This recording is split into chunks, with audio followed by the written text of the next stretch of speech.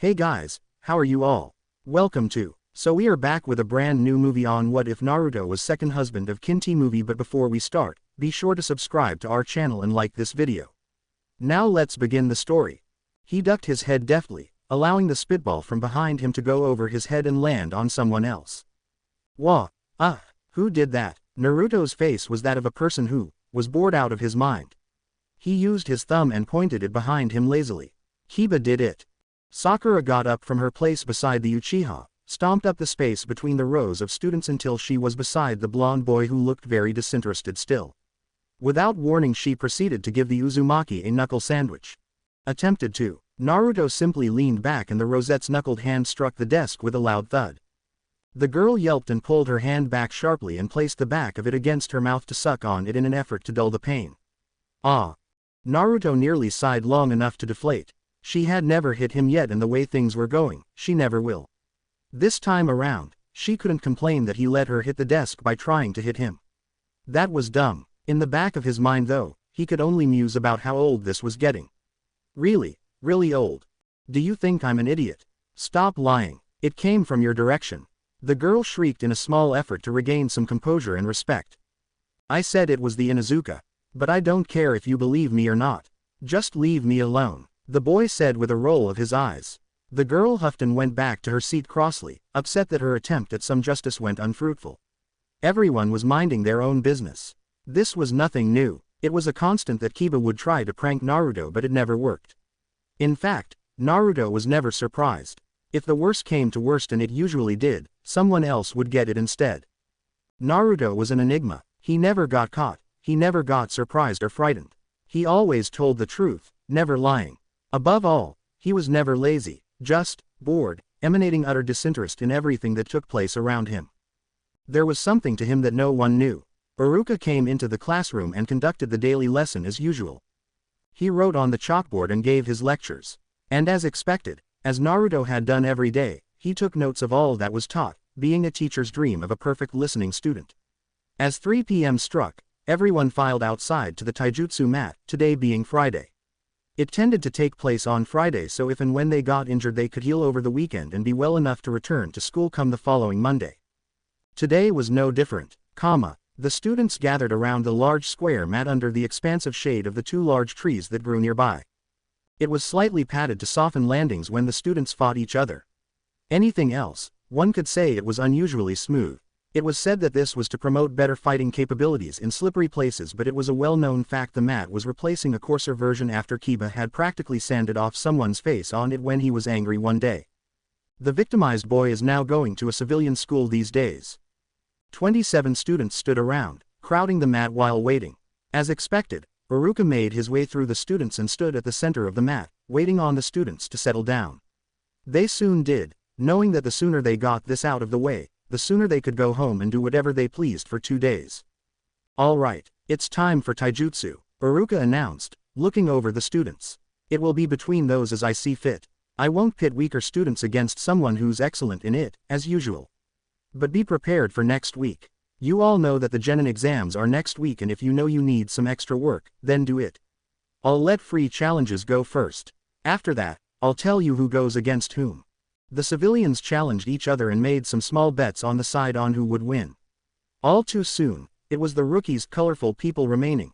Those were Shino Aburame, Choji Akamichi, Ino Yamenka, Hinata Hyuga, Kiba Inuzuka, Sasuke Uchiha, Sakura Haruno, Shikamaru Nara and Naruto Uzumaki. The 9 did not make a move to challenge each other.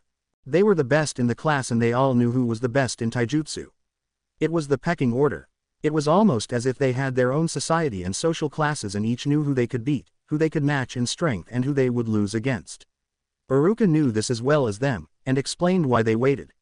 There were 9 of them. It was inevitable that one wouldn't fight or they would fight twice. Iruka would match them up so it would be fair, in a way. Hyuga Hinata and Yamanaka Ino, Iruka stated to the crowd, almost as an order.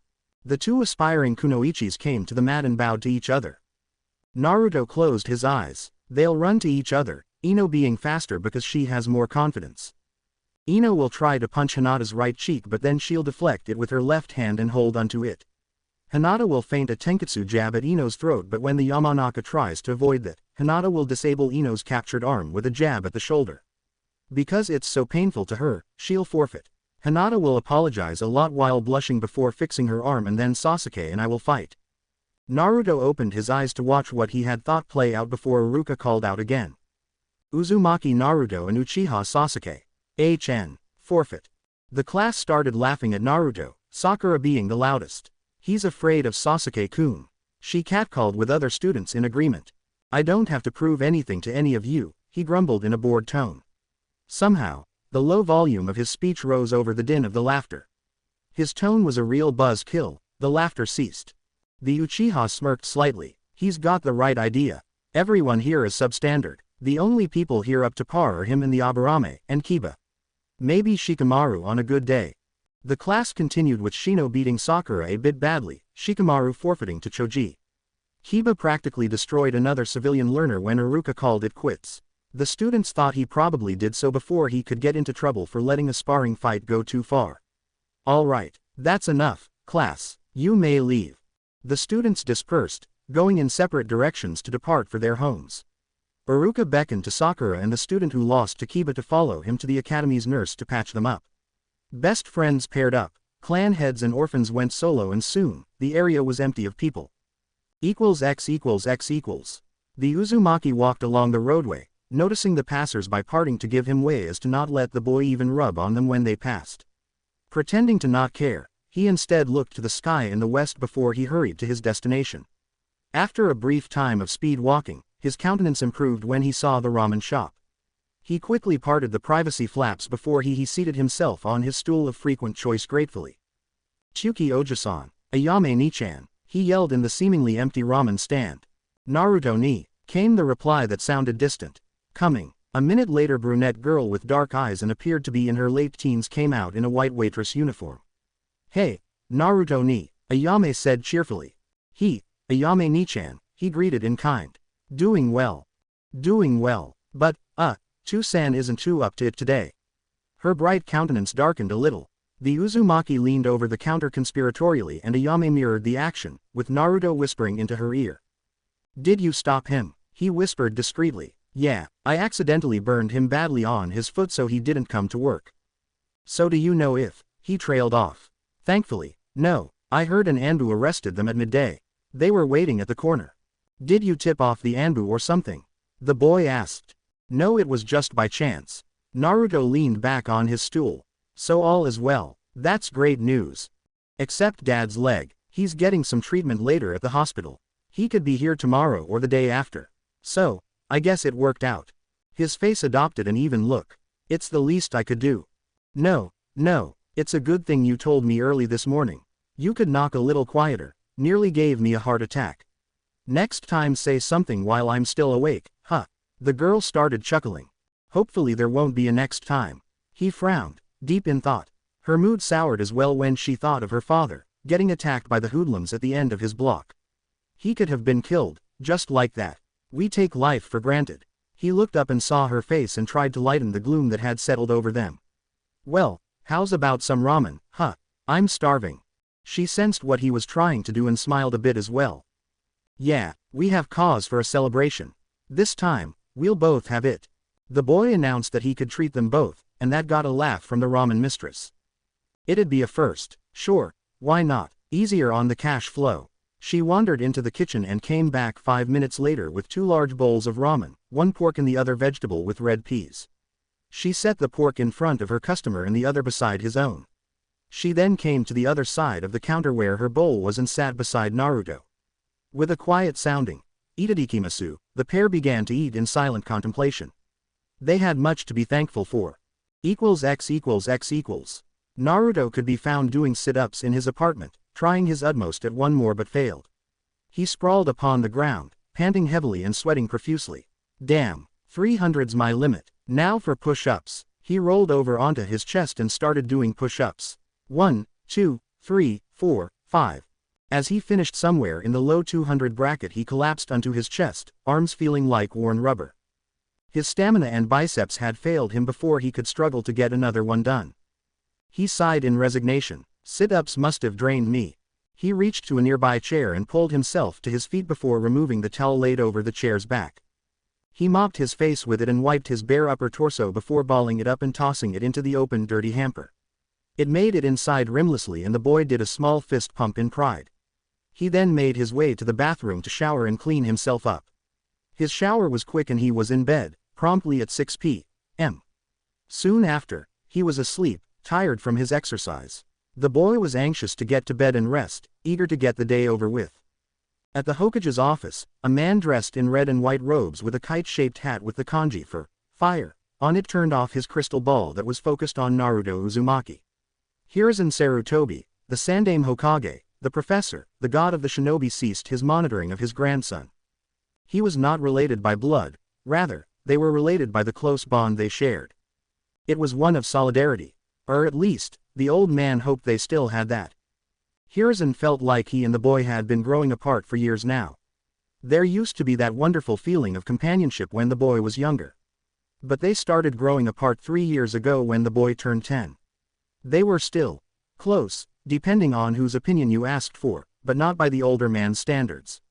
Naruto used to be more casual with him, calling him old man and all that.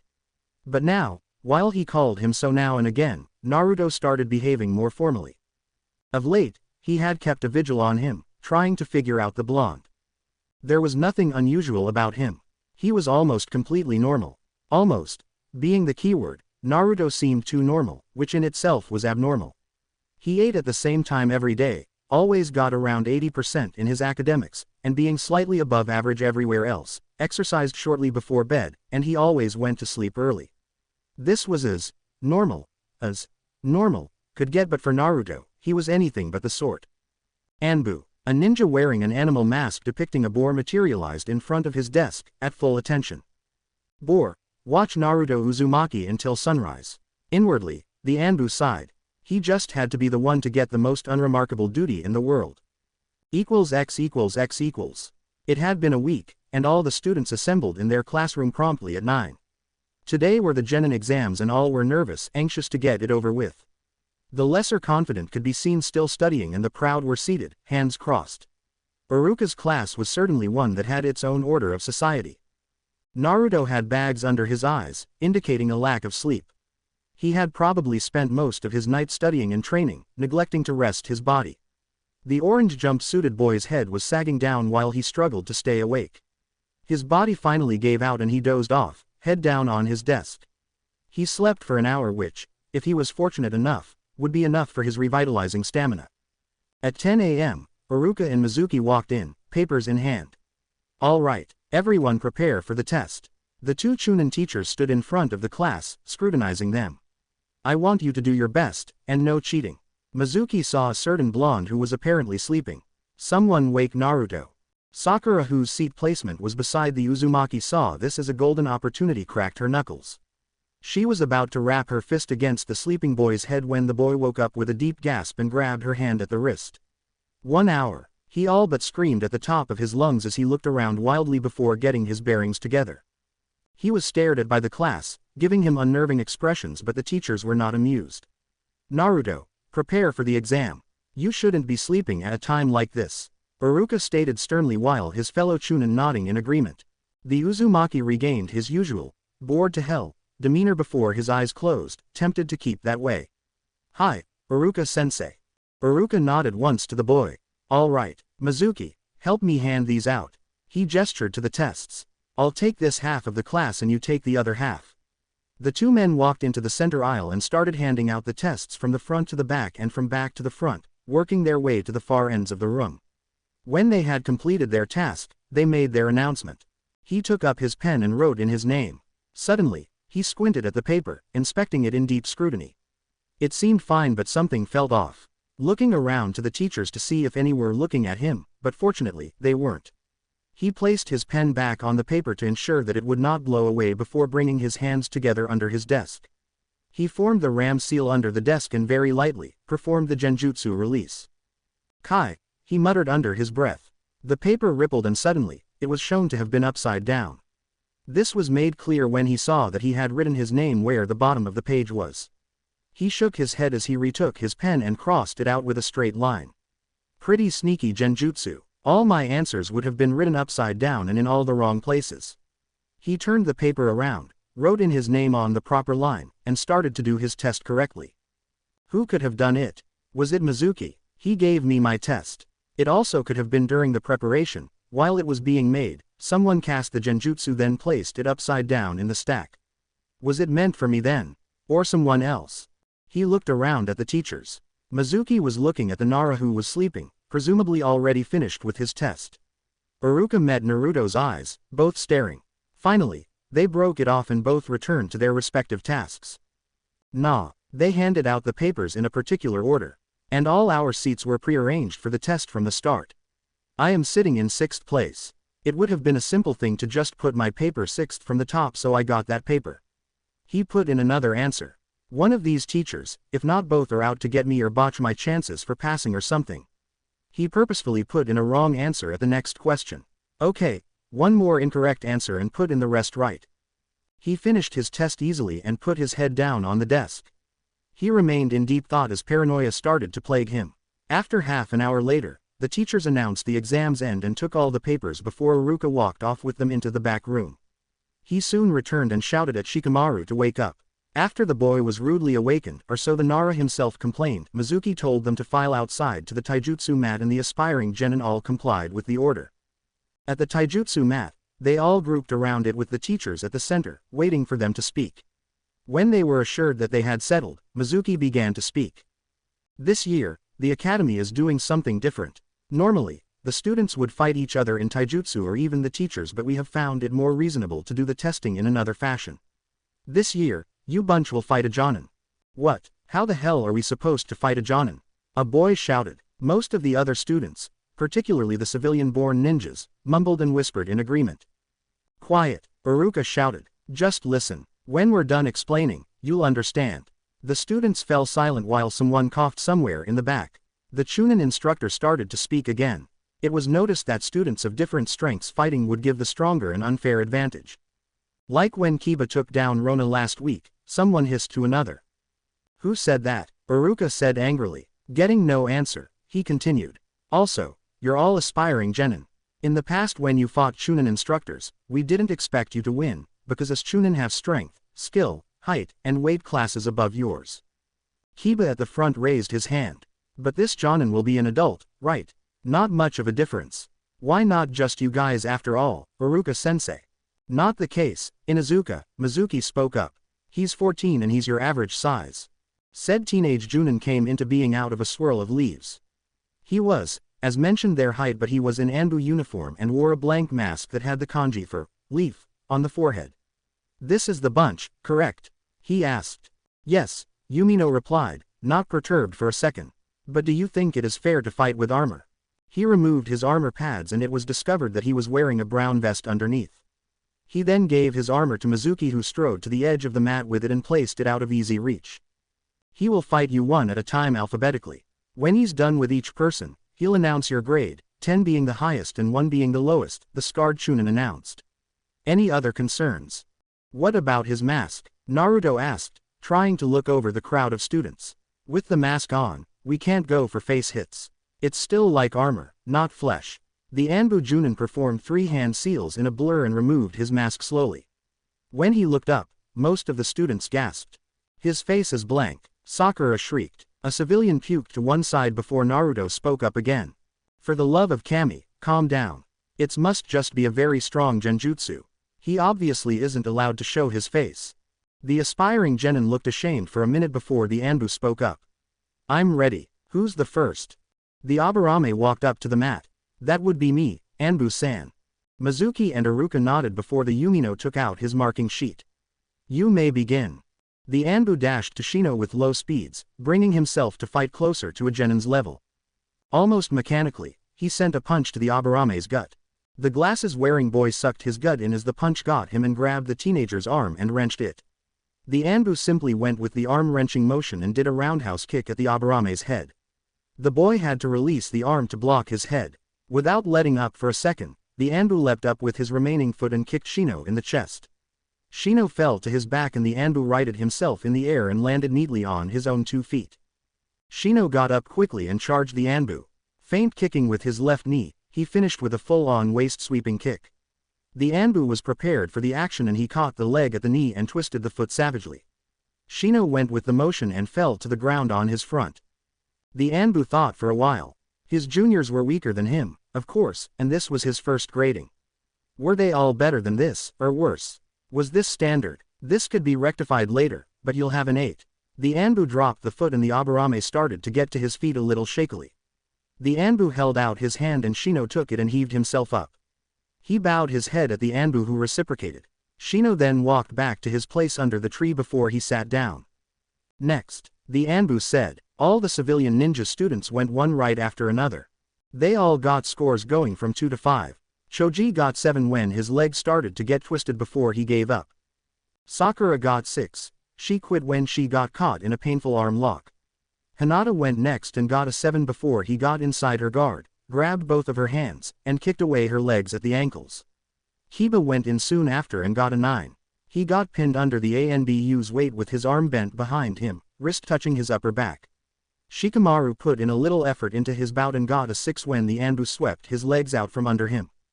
Civilians went again now. This time, they were fewer of them, so Sasuke didn't have long to wait.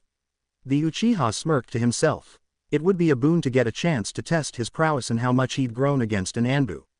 If he was this young, this Anbu must have an extraordinary amount of talent and skills. He was probably holding himself back so much it wasn't even funny. Like, Itachi, all right, Uchiha Sasuke, you're up next, Iruka ordered. About time. He walked up to the mat, ignoring the squeals of his fangirls. He stood across from the Anbu and observed him. Huh, that faceless thing he has going on feels intimidating. No wonder the civilians' scores are so pathetic, they must have been scared to touch him. He entered the stance for the interceptor fist created by his clan and waited. Hajime, Mizuki announced. Both teams ran at each other quickly to strike at the other. The Anbu, being faster, crossed the halfway point first and reached the Uchiha. He used his acquired momentum and sent a blurred fist at Sasuke.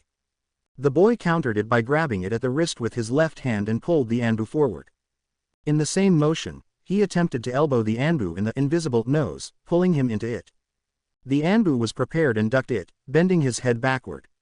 The elder then planted his left leg behind the Uchiha and pulled him along with him, tripping Sasuke backward. The boy started to fall but kept his grip on the Anbu's wrist and both ended up falling together. The Anbu wrenched his hand back from Sasuke the moment they both hit the floor. He was counting on the fact that when they dropped, the Uchiha's grip would be lessened so he could reclaim his own hand. Both fighters rolled away from each other and got back to their feet quickly. Sasuke, seeing that the Anbu's speed was greater, settled for defending, so when the Anbu threw a punch feint, he was prepared for the thrusting shin kick the Anbu intended to carry out. He simply moved his foot out of the way and kicked away the Anbu's leg right in the calf, driving it with the front of his sandal. The teenager sucked his breath in sharply in pain.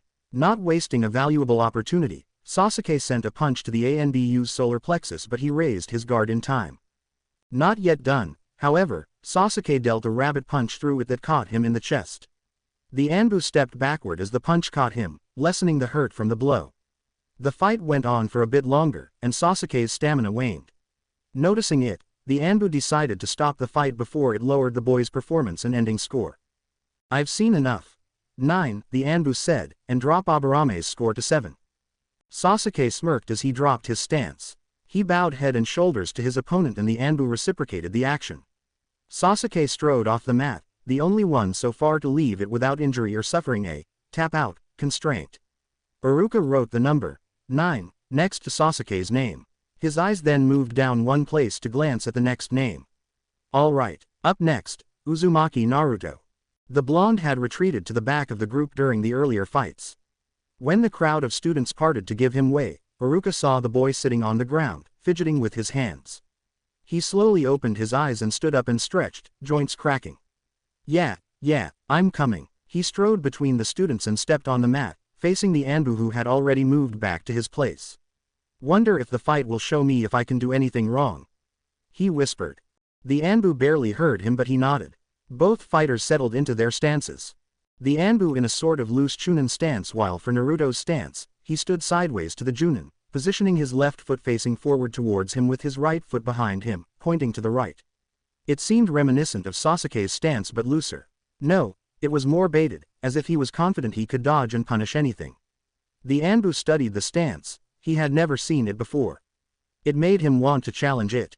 Hajime. Mizuki started the match. As usual, the Anbu made the first move and charged, but Naruto didn't even move as he approached him. The faceless teen threw a right hook to Naruto's jaw, but in an instant, Naruto's hand rose and pulled it down, wrenching it towards the ground. Not done, he brought up his knee to smash it into the Anbu's chest, still keeping his grip on the arm to make sure the Anbu didn't try to lessen the impact.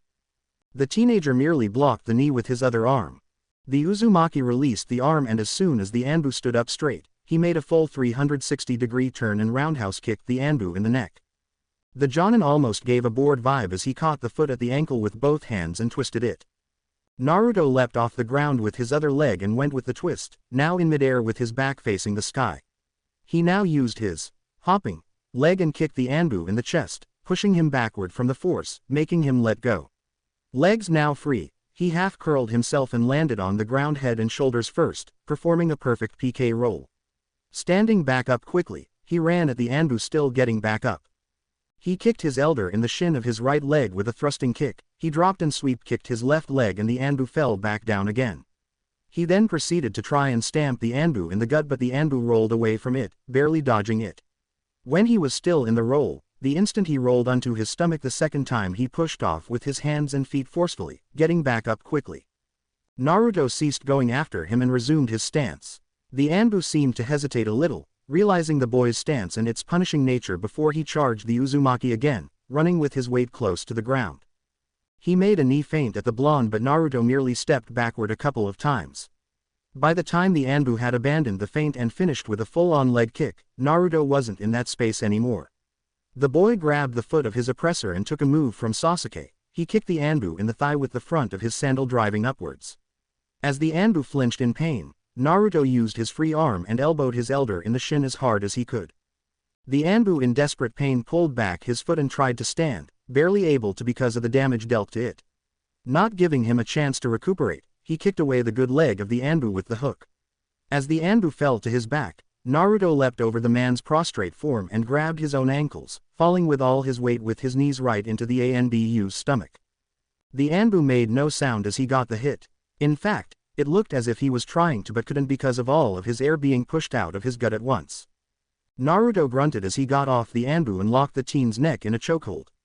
It was mainly for effort and to show that he had the Anbu in his power, and didn't actually try. In fact, he released him in a few seconds and got up.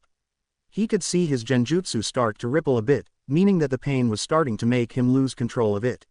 Squatting next to the Anbu, he whispered close to his ear. "Hey, control your genjutsu. It's starting to fall apart." The Anbu made no response, but Naruto, who could start to see green where the man's eyes would be, fade away again into nothing, showing that he had resumed control over it.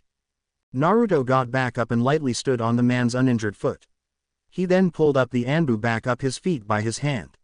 The Anbu shakily stood up and braced most of his weight on his good leg. He bowed his head and shoulders and Naruto did the same.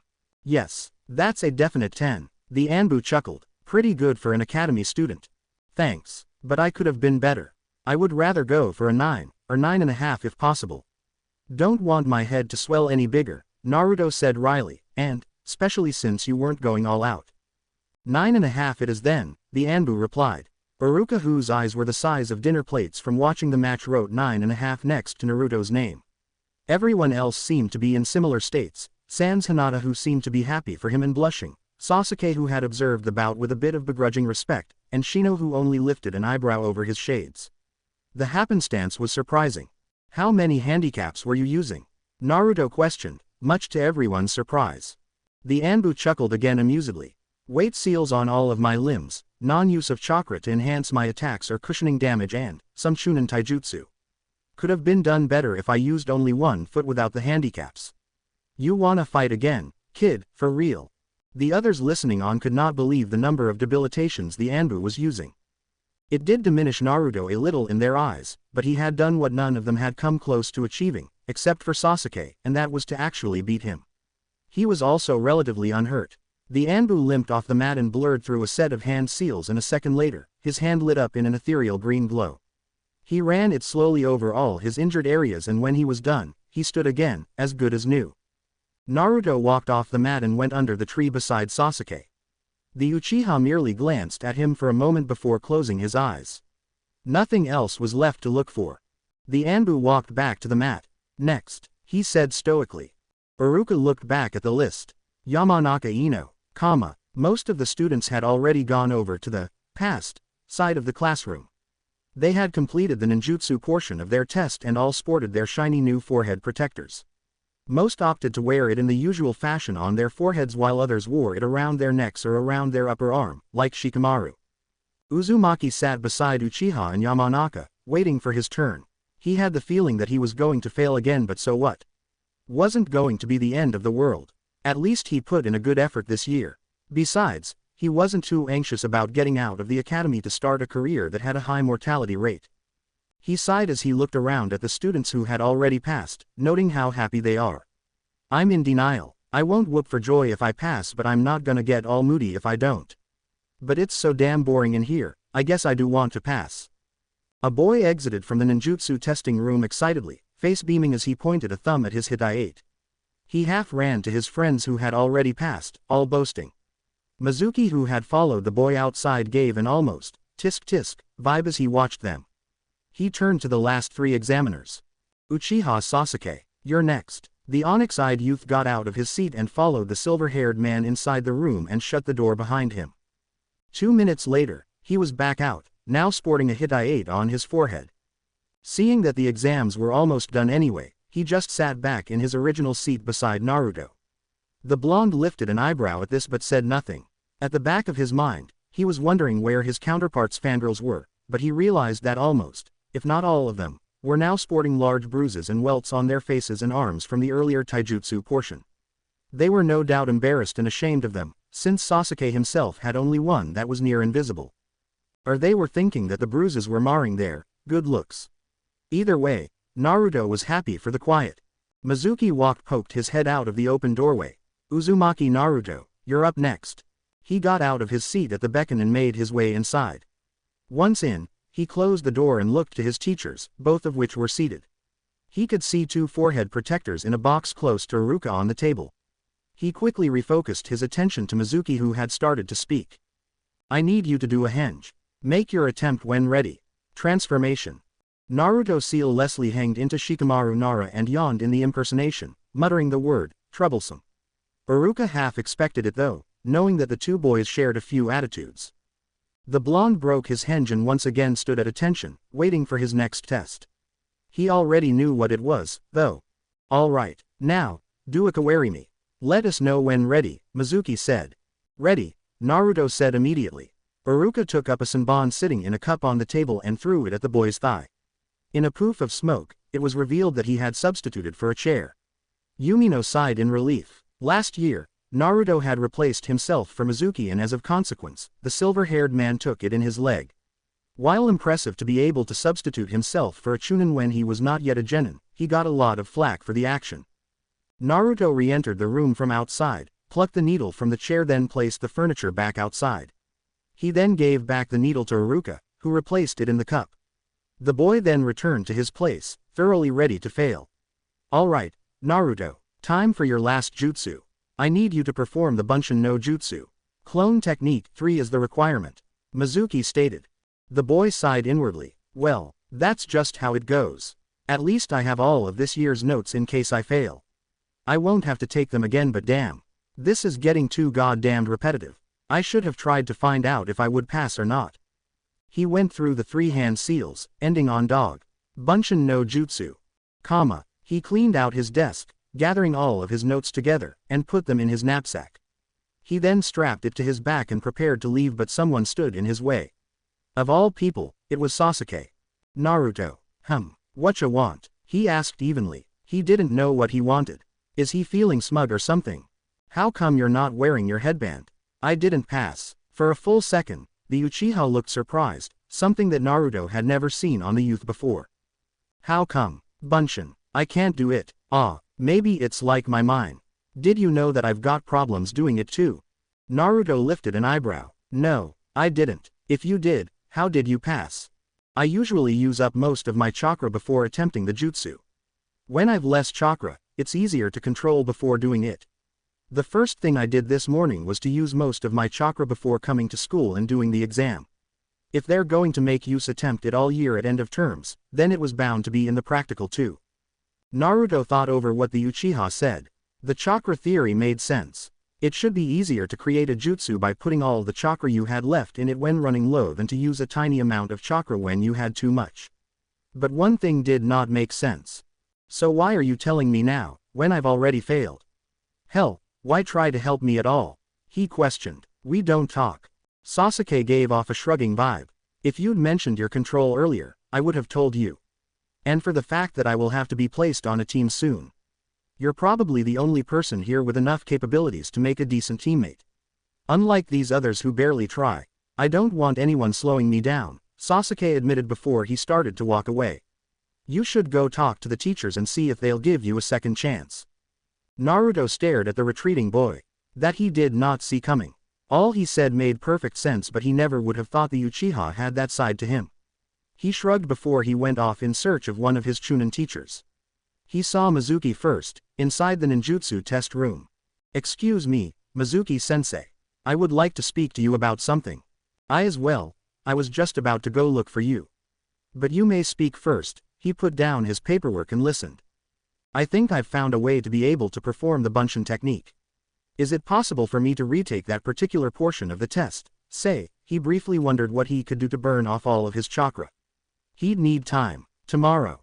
Mizuki was doing cartwheels in his mind at the incredibly easy opportunity to get what he wanted. No, Naruto, you can't do this test again. You did pretty well in the other portions of the test, so I thought I'd tell you about another makeup test that is possible at this time. I'm listening, Naruto finally finished reading the jutsu theory thoroughly for the second time.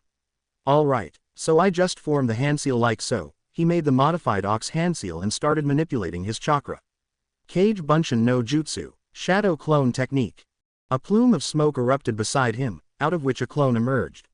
Already sure that the clone was a success, he decided to test it nonetheless with a fist bump. Both did it at the same time. Felt pretty solid. He dispersed the clone and turned back to the scroll. He saw numerous other techniques that barely made any sense to his eyes, and most of them had next to impossible requirements or needed scarce resources. Absent-mindedly wondering how many clones he could make, he abused the stronger version of the technique and was delighted when he found himself able to make hundreds. He also found that he could make them far more durable by expending more chakra into them. Not much more was gleaned after that, and after 30 minutes more of experimentation, he felt himself running on fumes. All of a sudden, he was discovered by one of his Chunin instructors. Naruto, what are you doing with the scroll of forbidden jutsu? Iruka yelled, dropping from a nearby tree branch and entering the clearing the Uzumaki was in. Naruto blinked. I'm just doing the secondary test, Iruka-sensei. You should know about it. After all, Mizuki-sensei said that all the ninja were in on it. Secondary test? What secondary test? There's no such thing, Naruto. Kami, what else has Mizuki been saying to you? Iruka asked the blonde, unbelieving. A large Fuma shuriken sailed horizontally through the clearing from behind Iruka. Naruto saw it coming and tackled the scarred man to the ground, making them both lie flat as it passed over them, slicing through more trees, leaving destruction in its wake. Oof, Kuso. Iruka had most of his breath knocked out of him when the blonde dove into his stomach. He was about to protest when he saw the weapon sail above him, right where his chest would have been. He quickly rolled the Uzumaki off of him and took out a kunai from his pouch. Who's there? Mizuki stepped out of the shadows in the trees and smirked. My, Iruka. Don't tell me that you had to be saved by an academy student. What's this all about, Mizuki? Iruka stepped in front of Naruto as he yelled his question. It's an exam exercise. Didn't you know? He subtly shook his right hand, loosening his hidden kunai from its place inside his sleeve. We were testing Naruto. Mizuki laughed. The hell? Don't break character. Naruto failed. There is no such test, Mizuki. In answer, kunai fell into his waiting palm and he threw it at a great speed. Iruka couldn't dodge in time. So he tried to turn a little, the knife taking root in his lung instead of his heart. Still, not looking too good. Ah, Mizuki, you're a traitor. Naruto, who had watched the whole exchange, now realized what was happening. He was tricked to steal the scroll of forbidden techniques. Now the person who could defend him just took a hit from someone he was inferior to. In short, He was low on chakra and he had to go versus a Chunin who was very likely to kill him. Naruto, give me the scroll. The silver-haired man's tone spoke volumes of seriousness. Naruto tried to think of a way out. He hoped that the Hokage was watching this and was on his way to help him. He'd better stall. You're the one messing with my tests, aren't you? Even the one today. Yeah, that's right, Nine Tails. The Uzumaki frowned. Nine Tails. Mizuki grinned. Didn't you know? Don't tell him, Mizuki-tem. It's forbidden. The man on the ground choked a little on some blood before he spat it out.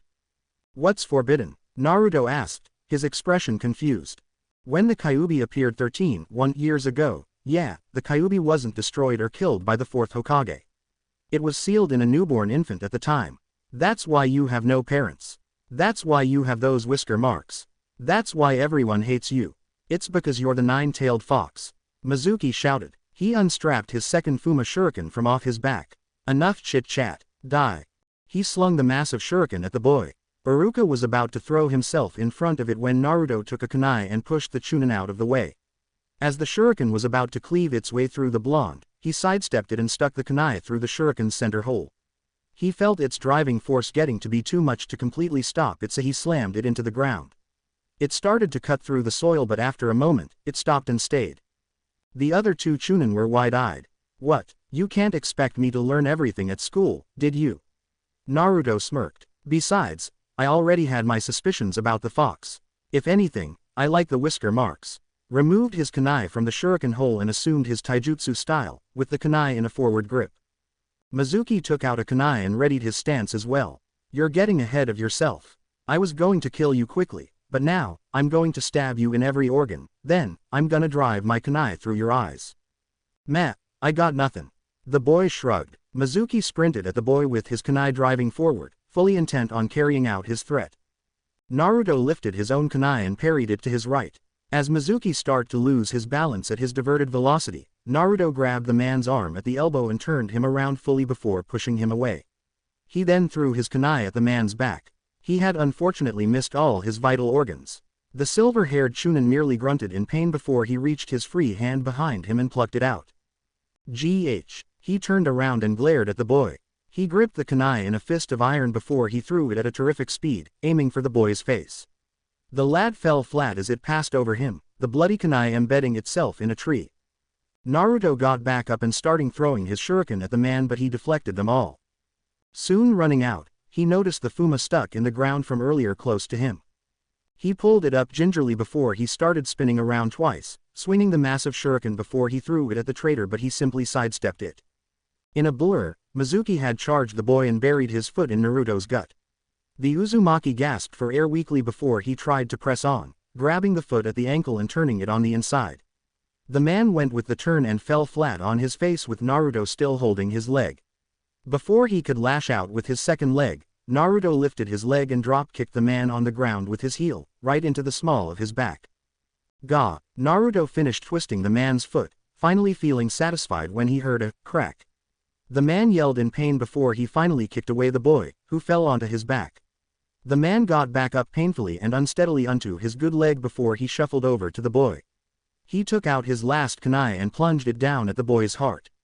The boy poofed away into a log, making Mizuki give a small yelp in surprise. He was about to go search for him, but the boy fell out of a nearby tree ungracefully in a heap on the ground.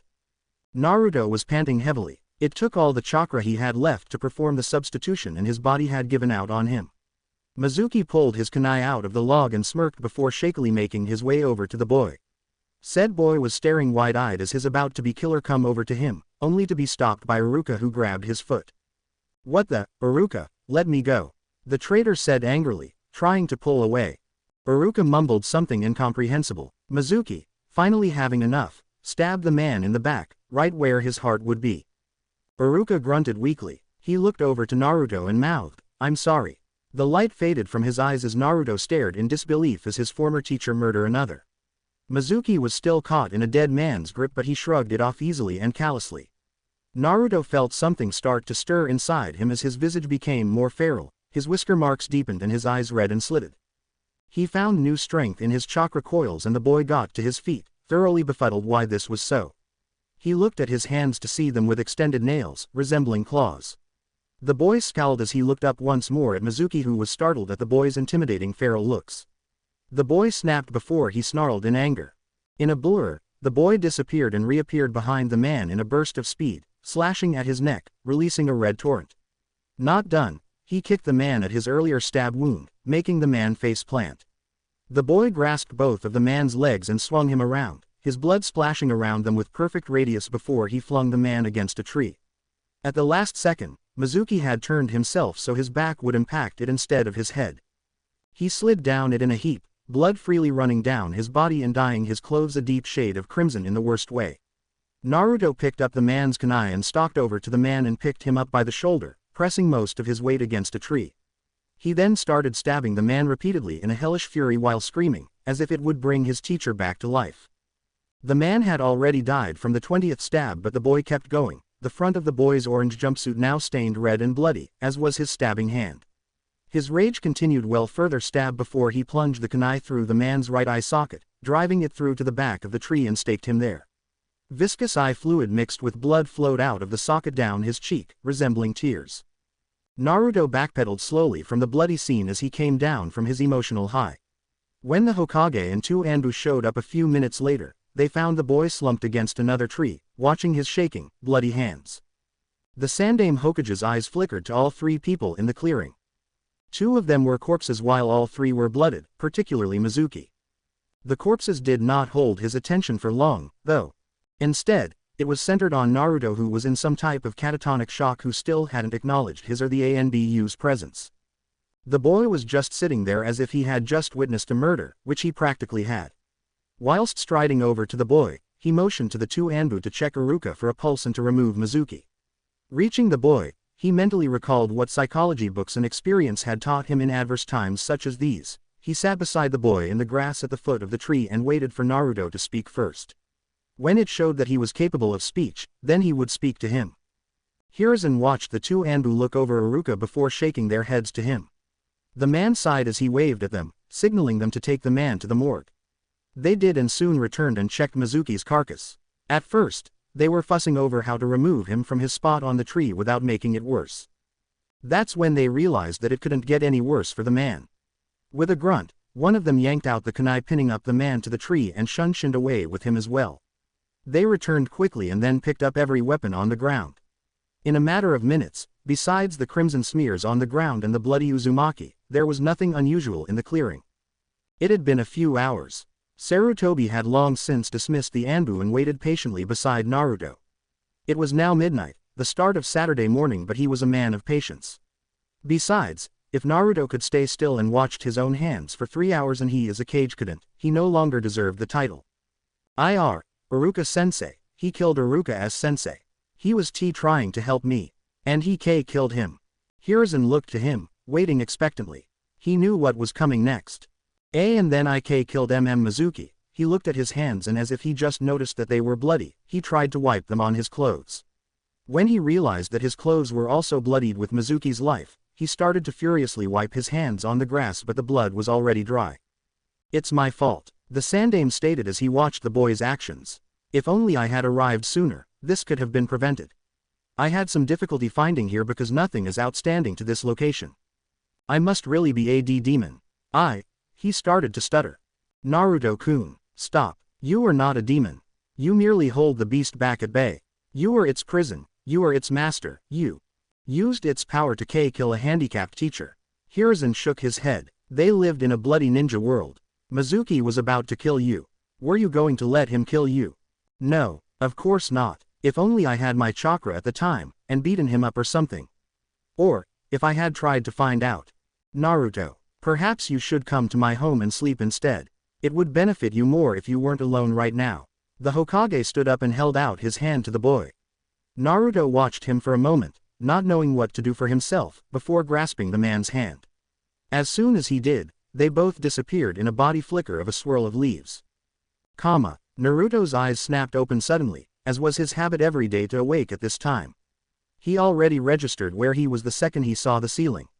He knew what was happening once more. His memory kicked in about what happened the night before. His body slightly ached in soreness as he remembered stabbing a dead man. The man had no identity to him. He was just another person. didn't matter if he was good or bad. He knew all the speeches that would be given him, all the condolences for Iruka. He might as well get breakfast, and the sooner he got this day over with, the sooner he could get to training. Now that he had killed, his ninja career had taken off, he could train without repercussions for training in regimens beyond that of his class in the open. So I took one day to get over it. Is that normal? Recalling that there was a demon sealed inside him, Naruto realized that nothing about him was normal. He kicked off the sheets and leaned over the edge onto his feet. He immediately left the room and made his way to the kitchen to have breakfast. It would be his second time, so he knew where to go, not getting lost or wandering into the wrong rooms along the way. Finding the kitchen, he plopped down in an empty seat in between the older man with brown hair and a goatee and a little boy who was still changing teeth. He already knew their names, but if they were going through introductions again, he would just roll with it. "Morning, Naruto. How did you sleep?" the elder asked, putting down his booklet. "Like the usual," the blonde grunted. The man took that as a good sign that he was over his shock. "Naruto, huh," the little boy said. "Mornin' Naruto. My name's Konohamaru." "Hey, Konohamaru." The man with the goatee got up and started preparing breakfast. "You didn't stumble your way into our rooms on accident coming here, did you, Naruto?" "No, Asuma-san." The man lifted an eyebrow. "How did he know my name?" "You're well known in the village." Naruto lied smoothly, not wanting to disclose that he knew him from their future meeting. "Oh, well, good for me, huh? I'm popular." The Sarutobi chuckled as he prepared some soba noodles and eggs and dished it out to the two boys, as well as some for himself, before seating himself again. Naruto frowned a bit, staring at the soba. It was his least favorite noodle type and he had to go through it again for the second time. He shrugged and started eating, hurrying to get it over with and out of the way. Soon finished, he placed his dish in the sink. He was going to have to be ignorant for a few hours. Nothing he couldn't handle. "So, Sarutobi-san." Asuma looked up from his meal. "Can I have my clothes? I can't just go out in underclothes that I slept in. That's going to be a problem. We disposed of your bloody jumpsuit. You didn't expect to go back to wearing it, did you?" "So what am I going to wear then?" he retorted. "I'm sure I can find something around here you can try on. At least until we get you to the clothing store that outfits ninjas. Besides, if you have any more orange jumpsuits at home like the one you were wearing, get rid of them too. Honestly, kid, you're gonna need to lose bright colors so you don't catch a kunai in your back when you're out in the field." "Outfit change, Oh yeah, I will. I definitely will. X equals X equals." Naruto and Asuma completed their journey to the ninja service establishment, one of them gratefully. The younger of the pair wore a jacket and pants 2 sizes too big, and the cuffs he had put into them were beginning to come undone, not to mention the fact that the clothing wasn't already cumbersome and awkward enough to begin with. They pushed the door in and entered, allowing the smell of brand new clothing and lubricating oil to hit their nostrils. The store was relatively empty of other patrons, so they just made their way to the front desk and tapped the bell waiting on it. "Hello," Asuma called. "I'd like some service." "Coming." A girl's voice sounded from the back. Almost immediately, a twin bun-haired girl entered through a door behind the counter, came up to the two males. "Welcome to Higarashi's Shinobi Supplies," she welcomed. It sounded more genuine than routine, and Naruto smiled in appreciation.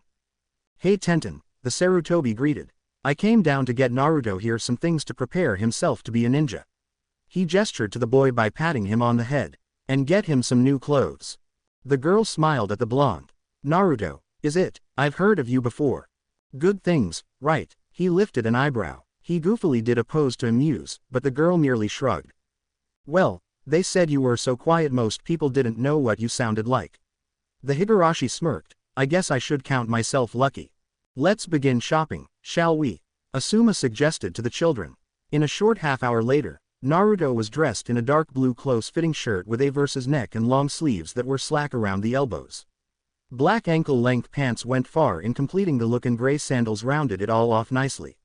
It echoed his previous outfit, but the drab color scheme was more agreeable with everyone present. He had a backpack on his back that he placed his mesh armor inside to carry home, as well as a set of dozens of new shurikens, kunais, and yards of ninja wire on a spool, and about 10 each of C-ranked and B-ranked paper bombs. He had everything sorted out in different pockets in the said backpack, and with the even distribution, the bag felt right at home on his back. Now for a weapon. Tenten slightly squealed in her excitement but stopped when she saw the patron staring at her as if the bukijutsu tools hadn't just been purchased. What? I just like weapons, okay. Sheesh. She waved her hand dismissively before she turned to Naruto. Don't you want something to fall back on when you've just about thrown everything else? Never fancied that kind of situation for anyone. So, what kind of weapon would you like to use? She took his hand and stretched it while feeling his biceps. Good definition. A strength typo guy. He retracted his arm and started to think about how he stabbed Mizuki full of holes. I must still have trauma. Something blunt. Tonfa, iron knuckles, hammers, staffs. Asuma felt put on the spot. His father had asked him to help Naruto get equipped, but he didn't count on his purchases going into this region. Let me see your staffs. And mind the pricing. She led them to the back rooms to look over their merchandise of staffs, which was quite impressive, showing them staff after staff. Nothing fully appealed to the blonde. His mind started to wander back to when the Hokage asked if he would have let Mizuki kill him. He didn't want to kill anyone, but sooner or later he would need to. It was his profession. Besides, he knew what he wanted. He decided to speak up. Is there anything that's both blunt and sharp at the same time? Anything. She stopped what she was doing and looked up to her forehead in thought. Well, I think I have a tonfa with a blade on one side. No, something else. To be honest, we got something experimental from the land of iron 2 years ago. No one wanted it. Well, what is it, Tenten? Asuma asked. It's like some kind of folding blade. It's also like a weird kind of jute, too. Let me ask Tu-san if he knows where it is. She ran back to a door that likely led into her living quarters while the males waited on her return. A few minutes later, she returned with a relatively small box in her palm before she removed the cover and presented it to the Uzumaki. It was like an oversized rectangle-shaped handle with slight palm grips on either side. It was about 6 inches long. Asuma gave a disbelieving air. That's it. Where's the rest of it? Tenten firmly gripped it before she swung it down rapidly. The rest of the weapon extended out by 2 feet, thick at the bottom and small at the top. On one side, it was rounded off and blunt, but the other side was sharp to a decent degree. It was like a one-edged sword with an extremely blunt opposite side. That's new, the man with the goatee remarked, observing the development. The boy next to him beamed at the sharpened baton and asked the girl how much it cost. I asked Tu-san about it and he said he had clean forgotten about it. He says you can have it for half price. That's 8,000 ryo. Asuma's cigarette fell out of his mouth when his jaw dropped. That thing was 16,000 ryo. Yeah, Tenten smiled cheerfully. It's made with some expensive alloy to guarantee durability. Besides, chakra can be infused into it. That's always a good thing. Right, I mean, I don't know if he can do it, but sooner or later he'll learn, right? I don't have that much on me. Asuma scratched the back of his head while he picked up his cigarette off the ground. I'll be back. Gimme a few minutes. He hurriedly left in Shunshin's, leaving the children to stand around awkwardly in his absence. So, used anything like this before? The blonde asked. No, never. If you're going to learn, you'll probably need a sword user and a baton user or something. She shrugged. Or figure it out yourself, worst case scenario. I self-taught myself, but it always feels lacking. Maybe you could read a book on human anatomy, figure out the best places to hit in the meantime. The chat continued like this for a while until the man came back, patting a pocket with more confidence than he'd had previously. All right, I think I've got enough to cover the whole sum. They went back to the front desk where the brown-eyed girl retrieved a calculator and the 2 patrons crossed back to the correct side of the counter. As soon as they were settled, Tenten added up the prices. Okay, let's see. Kunai, shuriken, bombs. She punched the buttons in the buttons on the calculator while she announced the items. Wire, and, that half-blade thing. Naruto sweat dropped at her name for it, as it continued to show how little she knew about it. That's 23,810 ryo. Good thing it's not my money. Asuma counted out the money exactly when Naruto stopped him by holding his hand out in front of him. What is it, Naruto? Just give her the full 24,000. Like a tip. A tip. The man smiled like the cat who ate the canary. You like Tenten, Naruto. The boy was not about to be embarrassed. Yeah, she's nice, he said in earnest. Asuma, now realizing his tease had no effect, merely grumbled to himself before handing over the money to the blushing girl. Whatever. Naruto took up the tactical weapon from off the counter. Thanks, Tenten. See you around. Yeah, later. She turned around stiffly before disappearing into the back room again, muttering something about blondes. Naruto merely sighed. Well, that's that. I'm just gonna go home to drop the things off and then we can go visit old man Hokage. =X=X=. The aged Sandaime sighed as he stroked his forehead trying to chase away the growing headache. And Naruto was the source of it all. Naruto learned the shadow clone technique in a mere hour. He's got some good battlefield sense too, fresh out of the academy and taking down a Chunin, albeit violently. One of the Hyuga Anbu told me that he used the Kyuubi's chakra in the final moments. I should have him under watch for a while longer. Sensing that he was about to be disturbed, he looked at the door, just before it was knocked. Getting a feel for the chakras on the other side, he invited them to enter. Come in. Just dropping Naruto off, Asuma said as they entered, nudging the boy forwards towards the man. He said he wanted to see you. Okay, Asuma, you can leave. If anything, Naruto can explain some things. With a quick wave, the man left via the door again, allowing the two to be alone. So, Naruto-kun, the Hokage said to the 13-year-old, how are you feeling now? I feel better. I'm not at a full 100% but I'm better. Maybe I'll never be at a full 100 again. You mean a loss of innocence? He asked rhetorically. It's a terrible ninja world, Naruto-kun, and I won't lie to you, you'd be expected to kill again, by your own choice, when you don't have one, and when your home asks you to. It's not an endpoint that everyone wants, and it'd be up to you to gauge all your options first. I know all that, it's just, the boy hesitated. Could have done without all the trauma, all that bloodshed. Kami, and Iruka, he didn't deserve that. And what about me, having the Kyuubi in me? Did it help influence that? Hiruzen thought of the answer's ramifications in the long term and shook his head. So I can't blame it. I did all of that myself. I want to say that anybody that I do end up killing might be people who deserve it, that they're nasty, bottom of the barrel scum. It's something that you do get used to, taking a life. Different ninjas have different ideologies and methods of dealing with it and all of it is reasonable, as long as one doesn't like it. Never. Good. If you need to discuss that morbid topic further, I could get you some psychiatric help. It's not uncommon. I can imagine a long line. To be honest, Naruto interrupted with the jest, getting the Hokage to smile a bit. But what's your ideology about killing? It's either the cure to the bane of other people, or the end of a person's pain. Hiruzen allowed the boy some time to consider it and could see that he was slowly adopting it as his own. He could feel his headache starting to disappear already.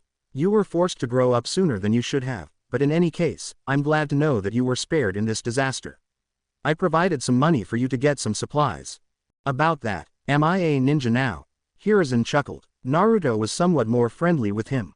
Perhaps it was because of the bonding they were doing recently. Yes, Naruto-kun. In fact, here is your headband. I wanted to give it to you myself. He reached inside his desk and fished out a headband with a blue cloth and tossed it to him deftly. Congratulations. You're one step closer to being Hokage. Naruto caught the headband and looked at the leaf insignia.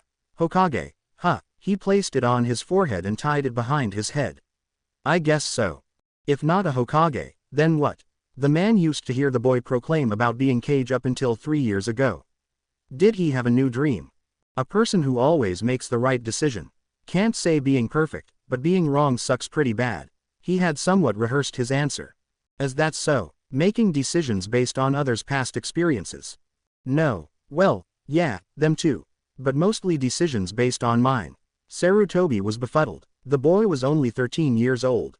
How much experience did he have to make wise and informed decisions? Anyway, Gigi, I want to say thank you for paying for my supplies. Especially for the last weapon. What was it? Naruto described it to him and how it worked in a nutshell. And one side's sharp and the other is blunt. I see. Will you name it? Hell no. Anyone who names a weapon obviously doesn't have time to be making friends. The last thing I want is another reason to need a psychiatrist. It's a fancy jute. Everything came to 24,000 ryo, by the way. Seeing the Hokage's surprised reaction, he went on to explain, it would have been more expensive if I wasn't given a discount. That's what they told me anyway. Besides, I'll pay you back when I get a high-ranking mission pay, huh? Hint hint, I wanna go save a princess or something. Hiruzen chuckled, no need. My own account is quite sizable after all these years of saving. I don't even really make purchases that often anymore. That's so. Well, my apartment needs a little renovating then, if you don't mind. Perhaps in a fortnight, get some planning done and such. Naruto bowed his head and shoulders in thankfulness. Thanks, Gigi. X equals X equals. He sat down in his usual seat, bored as usual. Everyone jostled around excitedly, sporting their headbands in their respective places. Most were conversing loudly about how they were going to be the best, yelling who was better than who, and so on. The door opened slowly and all eyes turned to see Sasuke Uchiha wearing his usual stoicism on the outside. The last Uchiha saw fangirls swarming his usual seat, waiting on him to sit in anticipation. He groaned internally before sitting beside Naruto. When all saw his action, it was then that they finally took notice of Naruto's presence. Naruto started to count in his mind. 3, 2, 1, Q Inuzuka. Naruto, what the hell are you doing here? You failed the test Friday, idiot. This is just for people who are real ninjas. Naruto had rehearsed his answer. I am a real ninja. But if you want to know how I passed, wait 3 minutes. You'll soon find out. What the fuck does that mean? Kiba yelled the question. Kiba, be patient. His answer is curious, but if it has merit, we shall see what he means when 3 minutes have flown, Shino said quietly, placating the boy. Everyone shrugged and decided to wait as well. Something had always been strange about Naruto. Perhaps today they could get some answers. Sasuke closed his eyes. So you passed, huh? Yeah, your advice was useful but it wasn't what I used. Is that so? What did you do? The coal-eyed youth asked. 2.5 minutes. HN. Exactly 2.5 minutes later, a puff of smoke erupted behind the teacher's desk at the front of the class. When it cleared, it revealed the taijutsu testing Anbu from Friday. It is now 9 a.m. Get to your seats, he ordered in his monotone. Everyone who was standing or seated inappropriately quickly got to their correct seats, thoroughly intimidated. When they were all settled, the Anbu began to speak again. I will speak only once. I will not repeat myself pertaining to any controversial matter involved. If anything is unclear, seek clarity elsewhere. Getting their affirmative response, he nodded. Very well, I've been commissioned by the Hokage and Naruto Uzumaki to bring some issues to light. It was to be done in the hopes that all of you would rid yourselves of complacency and childish ways, as the life of the shinobi is riddled with death, lies, and betrayal. Only a few details were to be spared. He threw a kunai blurring quick that took root in Shikamaru's desk, right next to his head. The boy was jolted awake by the sudden action. As in that case, I could have killed him in his slumber. The Anbu continued. Suddenly, everyone else who had started to zone out was back at full attention. This wasn't some ordinary customary warning anymore. On Friday, Mizuki, your Chunin teacher, deceived Naruto and convinced him to steal the scroll of forbidden techniques for himself to pilfer. Before the scroll could change hands, Iruka Yumino found Naruto trying to learn a technique from said scroll. Just as Iruka confronted him for stealing it, Mizuki arrived and betrayed them both. Iruka was mortally injured, leaving Naruto to fend off Mizuki. Before he could be killed, Iruka intervened, and was murdered trying to protect him. Everyone leaned forward, eyes getting bigger and bigger as the Anbu told the tale. Mizuki finished off Iruka by stabbing him in his back, right into his heart. When Naruto saw that Iruka got killed, he himself killed Mizuki in reprisal by stabbing him. Over 50, Naruto muttered. Over 50 times in his upper torso, before stabbing Mizuki through his eye and pinning him to the tree in his rage. Everyone gave the blonde a horrified look before they tried to inch away from him, sans Sasuke. This is why none of your teachers are present. Iruka is now buried and Mizuki is now ashes. The reason for this recount is to make it clear that you understand what kind of life you're getting into. Being a ninja is not fun and games. To be completely straightforward, we kill for a living. All who think this is too much for them to handle, please leave now. Everyone looked at each other, a bit unsure.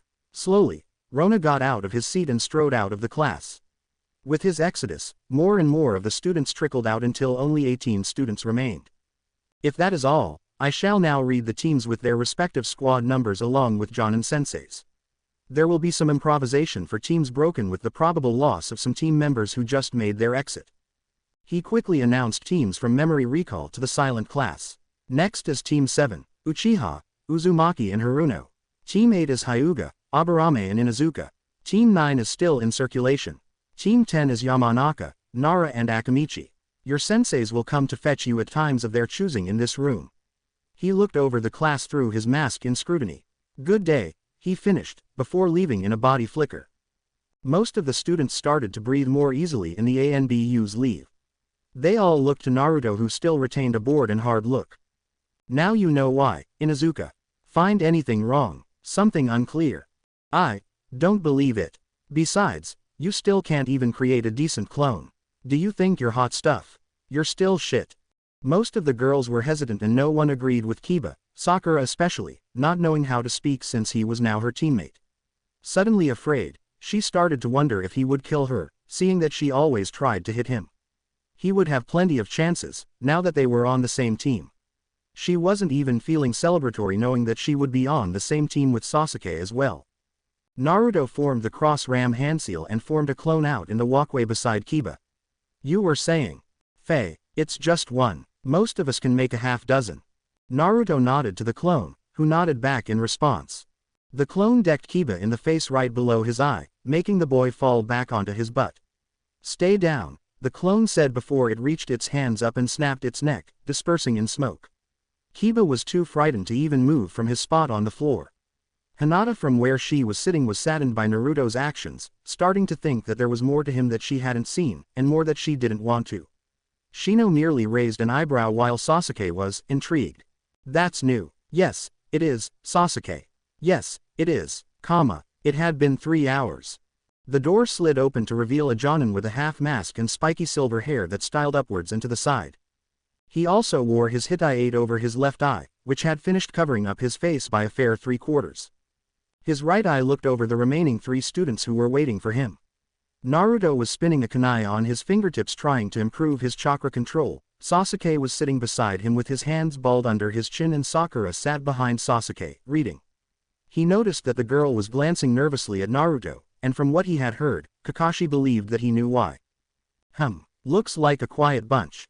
Team 7, meet me on the roof, he announced before walking off, leaving the door open for them to exit as well. The students heaved themselves up and filed out to the roof, Sasuke in the lead. When they arrived there, they saw their supposed sensei waiting on them with his hands in his pockets. Hey, Kakashi-sensei, Naruto called to him when he was hailing distance. How do you know my name? The man replied in question. The genin finished closing the distance and sat on the steps in front of the jonin. You're very well known, he lied. Kakashi narrowed his visible eye, detecting the lie. Why would he lie? How does he know? That's fine, he stated, not betraying his thoughts. It was a good lie because he was well known. How else, however, could he know, and why would he want to hide it? He'd find out later. As you all just heard, my name is Kakashi Hatake. We will have some introductions. Who's first? Kakashi gave an example himself on how it was to be done, but he downright skipped telling them anything besides his name. Now it's your turn, Sakura. All right, my name is Sakura Haruno. I like. She looked over at Sasuke and blushed heavily. I dislike. She glanced at Naruto and hesitated. Ino pig. My hobbies are. She looked at Sasuke with her peripherals. Making scrapbooks and reading. And my dream is. She now squealed a little. Oh, Kay, I'm almost sorry I asked. Brooder, you're up. Hold up. Naruto interjected. You looked at Sasuke, talking about making scrapbooks and, he paused in hesitation. Never mind. Go ahead, Sasuke. Let's save the best for last. By the way, you better check to see if you've lost some of your hair or some shit. Sakura yelled that she didn't do anything like that, and Naruto laughed until his eyes started to water. Whatever. My name is Sasuke Uchiha. I like to train. I dislike fangirls. My hobbies and likes are the same. My dream, no, my ambition is to kill Itachi. A little dark. Kakashi sighed. Blondie, you're next. My name is Uzumaki Hatake, he said evenly. His visible eye narrowed before he relented. Fine, you call me by name and title, I'll call you yours. Naruto, introduce yourself please. Naruto held his hands up. Hey, sorry, don't wanna sound disrespectful, but I don't like hearing, Blondie. It sounds really disrespectful, just use my name, especially since we don't know each other so well. Okay, some perspective, can I call you Emo Eyepatch? I get your point, Uzumaki, Kakashi said, his voice getting stern, now make your introduction. Alright, my name is Naruto Uzumaki. I like to be well informed and surrogate family members like Ayame and Hokage Gigi. I dislike those who are biased towards me. My hobbies include, what do I like doing? I think training, and I guess fixing things. Yeah, fixing things. My dream is to always be able to make the best decisions. It's a stupid kinda dream, but it'd be nice to have people be able to depend on you, he said with a small smile. It's impossible to always make the right decision, Hatake remarked with a small sigh. My time with Obito and Rin is proof of that. It is impossible, Naruto admitted carelessly, but all you need is a little foresight. Now, what's next, Kakashi-sensei? Kakashi coughed into his hand to clear his throat. The test you did Friday was merely a screening process to see who would and could be genin material. You still have another test. Say what? Sakura nearly shrieked. You have to pass the respective Jonin's test. Each of us Jonins has our own exam and mine is a bell test. Elaborate please, Naruto said.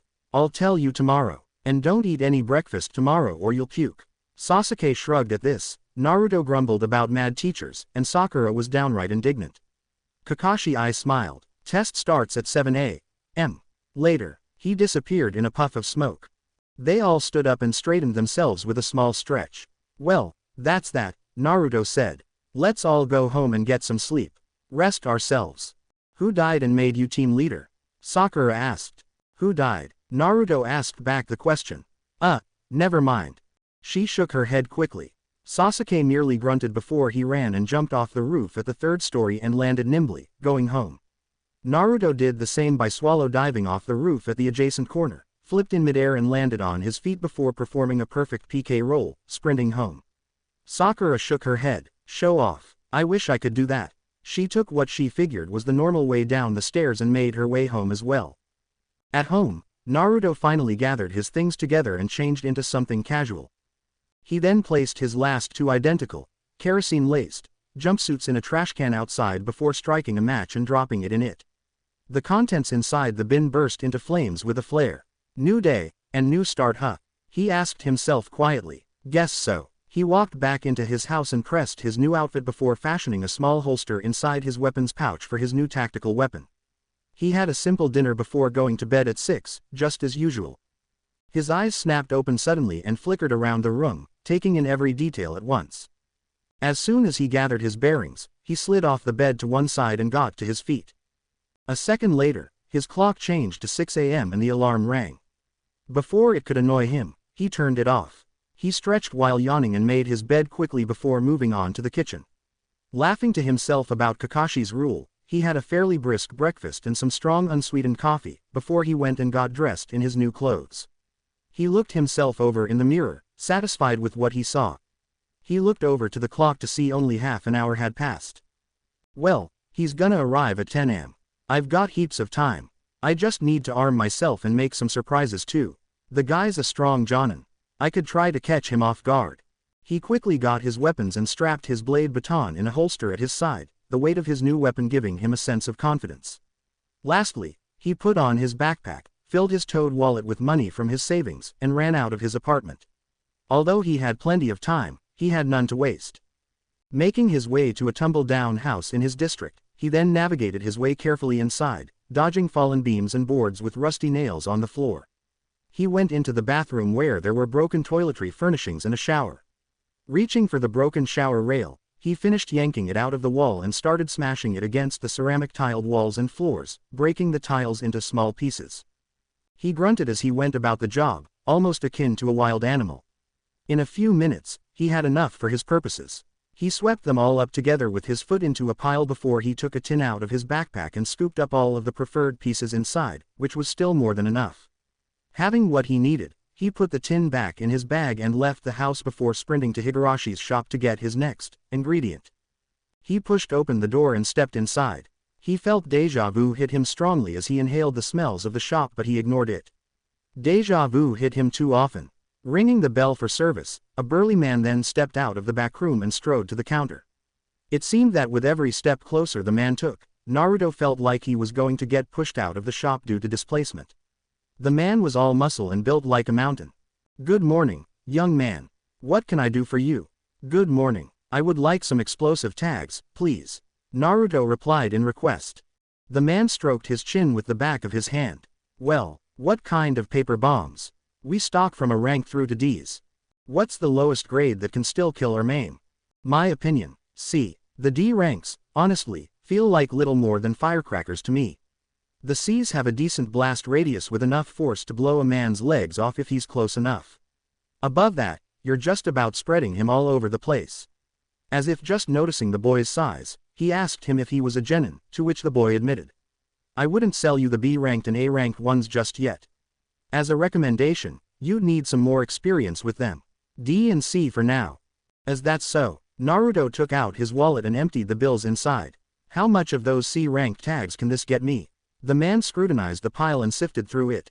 He finally pushed back a small amount of the coins back to Naruto, as change. The here can get you 8 of them. 5-second fuses when chakra activates them. Should give you enough time get far enough away, or curse me out for selling them to you. I'll have earned my living either way, but I'd rather you be careful. Naruto laughed. Yeah, I'll be careful. I'll take it, Higurashi-san. The man took up the money and put it inside the register before he took down a box behind him from off a shelf. He opened it and counted out the explosives and gave them to Naruto. Here you go, take it and welcome. The Uzumaki took them from the man. Thanks. No sooner than he had taken them from the man, he ran out of the shop. The morning was cool, almost chilly. Naruto was sprinting through the early morning streets, adding his flair to it by doing vaults when necessary, trying to warm up. By the time he had arrived at his next destination, he was warm from his exertions. He walked casually into the next shop, one that had a large sign at the front with the kanji for crafts and toys. The owner inside was an old man whose vision was going, and knowing this, Naruto felt confident that he couldn't recognize him. After exchanging pleasantries, the boy ordered 8 rubber balls about the size of grapefruits and a large bottle of glue. Quickly paying for it, he went straight home again but went to the roof. He thought back to what he knew. All right, let's make some surprises. Using a kunai, he cut open a neat circular hole into the top of the ball before proceeding to pour a little glue inside the ball.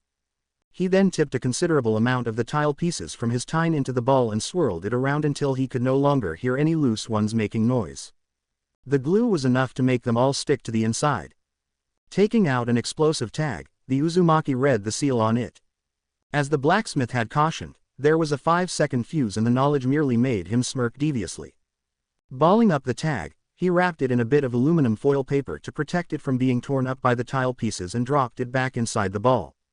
Finally, he glued the top of the ball back in its place and wiped away the excess adhesive. The ball now seemed ordinary once more, with nothing depicting it different except for a small weight change. He repeated the process with the rest of the balls and soon had them lined off perfectly. They were simply shrapnel explosives. While normal bombs relied on blast damage, these would rip into flesh, probably right to the bone. And he knew the perfect jonin to test them out on. A bomb alone won't stop him, though. I need help. And maybe I can think of something else to take him by surprise. All his preparation done with all last-minute purchases, with everything he would need for the test, he walked hurriedly to Training Ground 7 to find his other 2 teammates standing around. Morning. The blonde greeted. The last loyal Uchiha grunted in reply while Haruno gave him a nod. She still disliked him, but she didn't want to get on his bad side. Last night when she had asked her mother about Naruto, Mebuyuki gave her a strict warning about staying away from him as much as she could because he was unstable and dangerous. Given what she had heard from the Anbu regarding the Mizuki betrayal incident, she had no problem believing her. It was going to be hard being on a team with him if things continued like this. We're probably going to wait a while longer before he shows up, Naruto said out of the blue. Sasuke raised his head. Naruto hesitated, did some research on him. He's always 3 hours late to everything. Late for everything, I swear. You better hope you never end up in trouble while waiting for him, or you're screwed. Sakura swooned a little seeing Sasuke's indifference before she realized what Naruto was saying. Wait, he said that he was coming at 7. That means he's coming at 10 a.m., Sakura-san. He instantly fell back into his bored vibe. Oh Kami. Sakura slapped her forehead in exasperation. What should we do until then? Just wait. Sasuke gained a thoughtful look on his face. I still wonder what his test is about. I've got a few theories. Naruto lied as he took off his bag, slouched against the tree his teammates were under, and slid down it, making himself comfortable. Just a few theories. Which are? Sakura asked expectantly. They're just theories. Nothing concrete. Besides, I think we should all just have breakfast while we wait. He trailed off. Somewhat? Sasuke asked, his curiosity now rapidly elevating. Breakfast. Naruto unzipped his bag and took out two small kits, as if in response to his question. They all knew about the man's rule, and Sakura was the first to remind them of it. I heard him. What kind of activity could make us vomit anyway? Is he gonna spin us around in circles? Naruto replied, his voice bleeding sarcasm.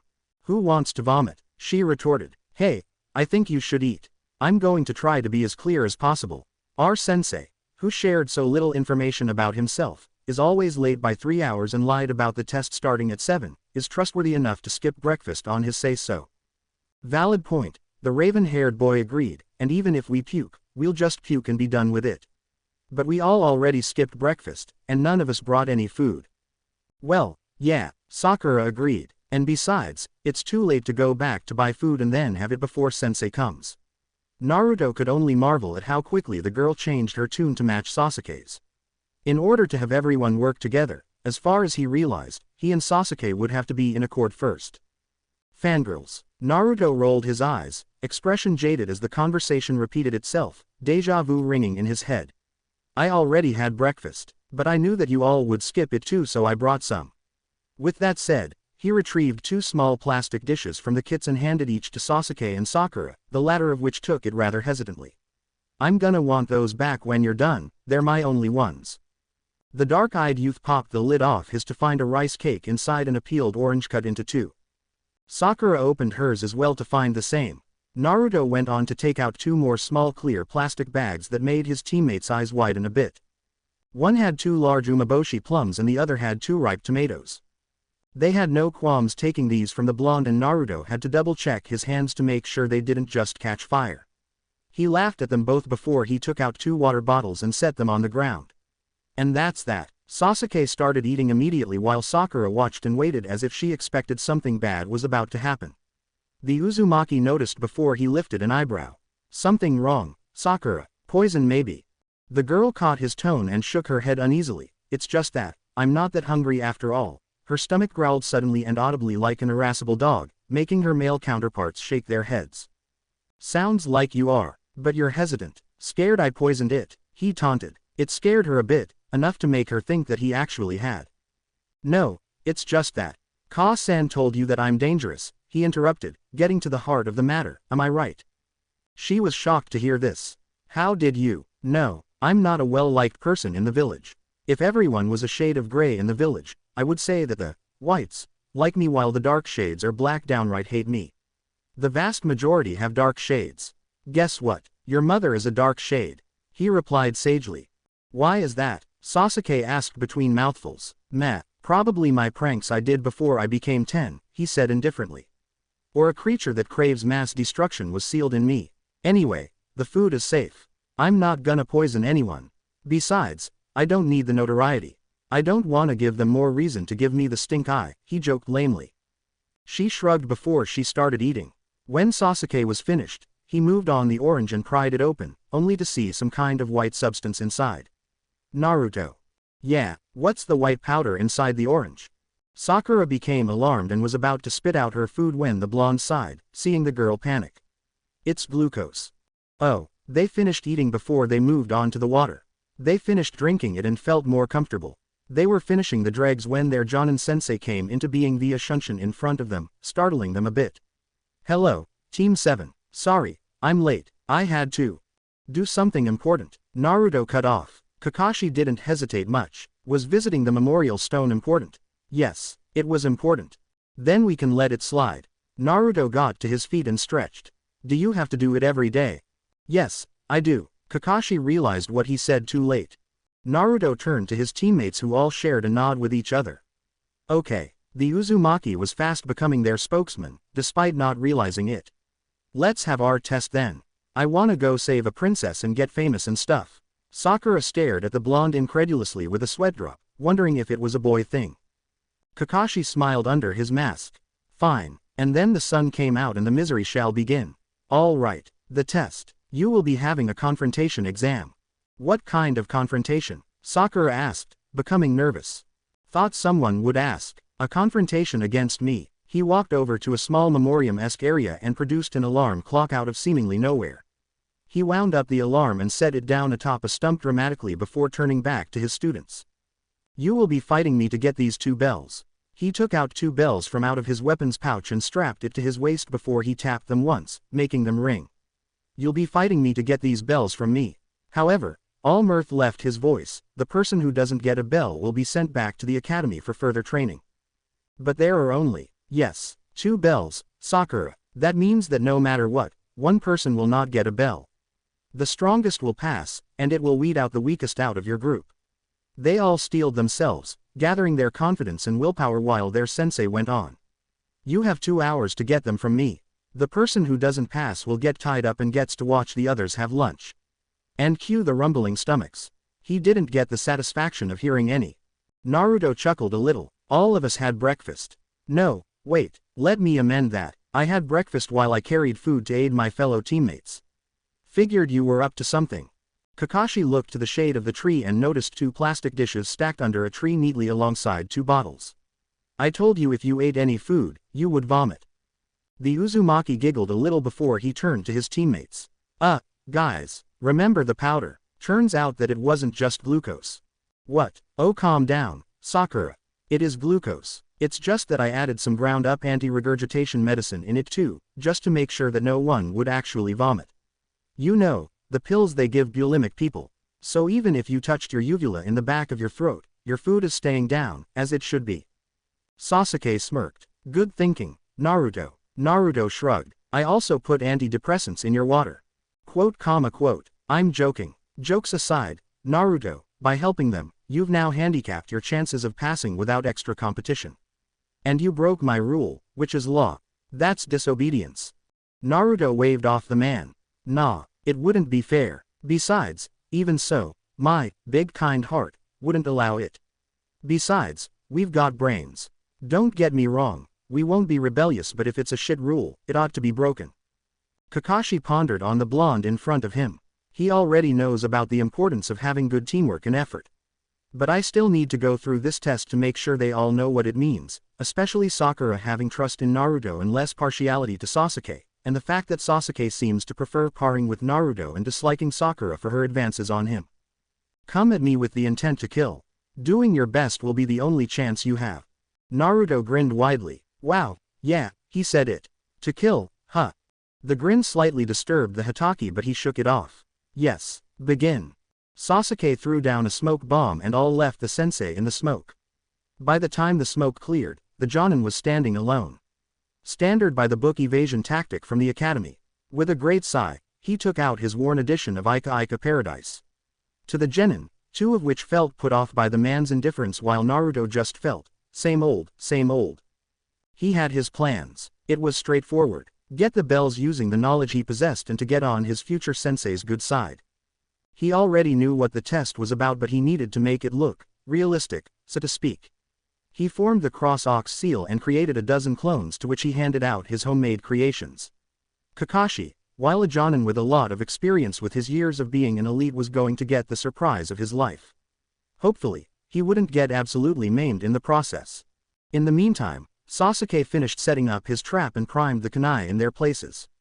I'm willing to bet that me and Naruto have the best chance of getting the bells. Right now, Sakura's dead weight. Look at her, in the trees. Why the fuck is she watching me instead of Kakashi? He glanced up into the tree where a patch of pink was visible through the leaves. Pathetic. He jumped up into another, much taller tree using chakra and hid there, taking 6 shurikens out of his weapons pouch. Gotta drive Kakashi to the trap. He peeked out tentatively and watched his teacher read while Naruto strode into the clearing across from his teacher. What the hell is he doing? The Uzumaki stopped about 15 meters in front of the teacher, who watched him lazily. Naruto merely shook his head slightly in a placating gesture.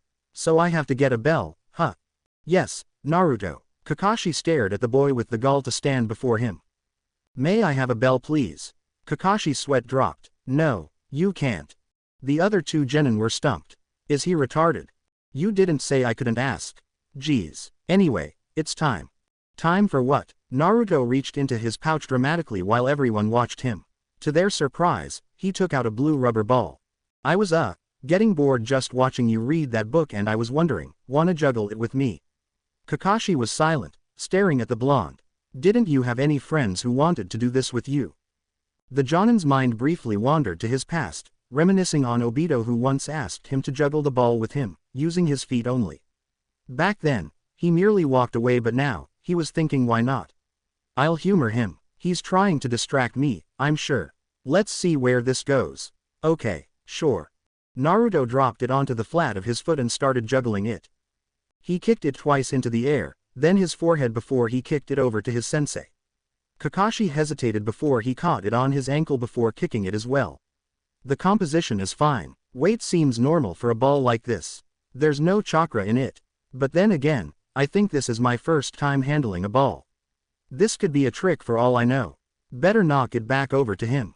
He briefly juggled it before he kicked it to Naruto. What are your friends doing? Spectating. They probably are. They must be thinking I've got no brains. They started to play a little more aggressively, kicking it to each other with more force each time.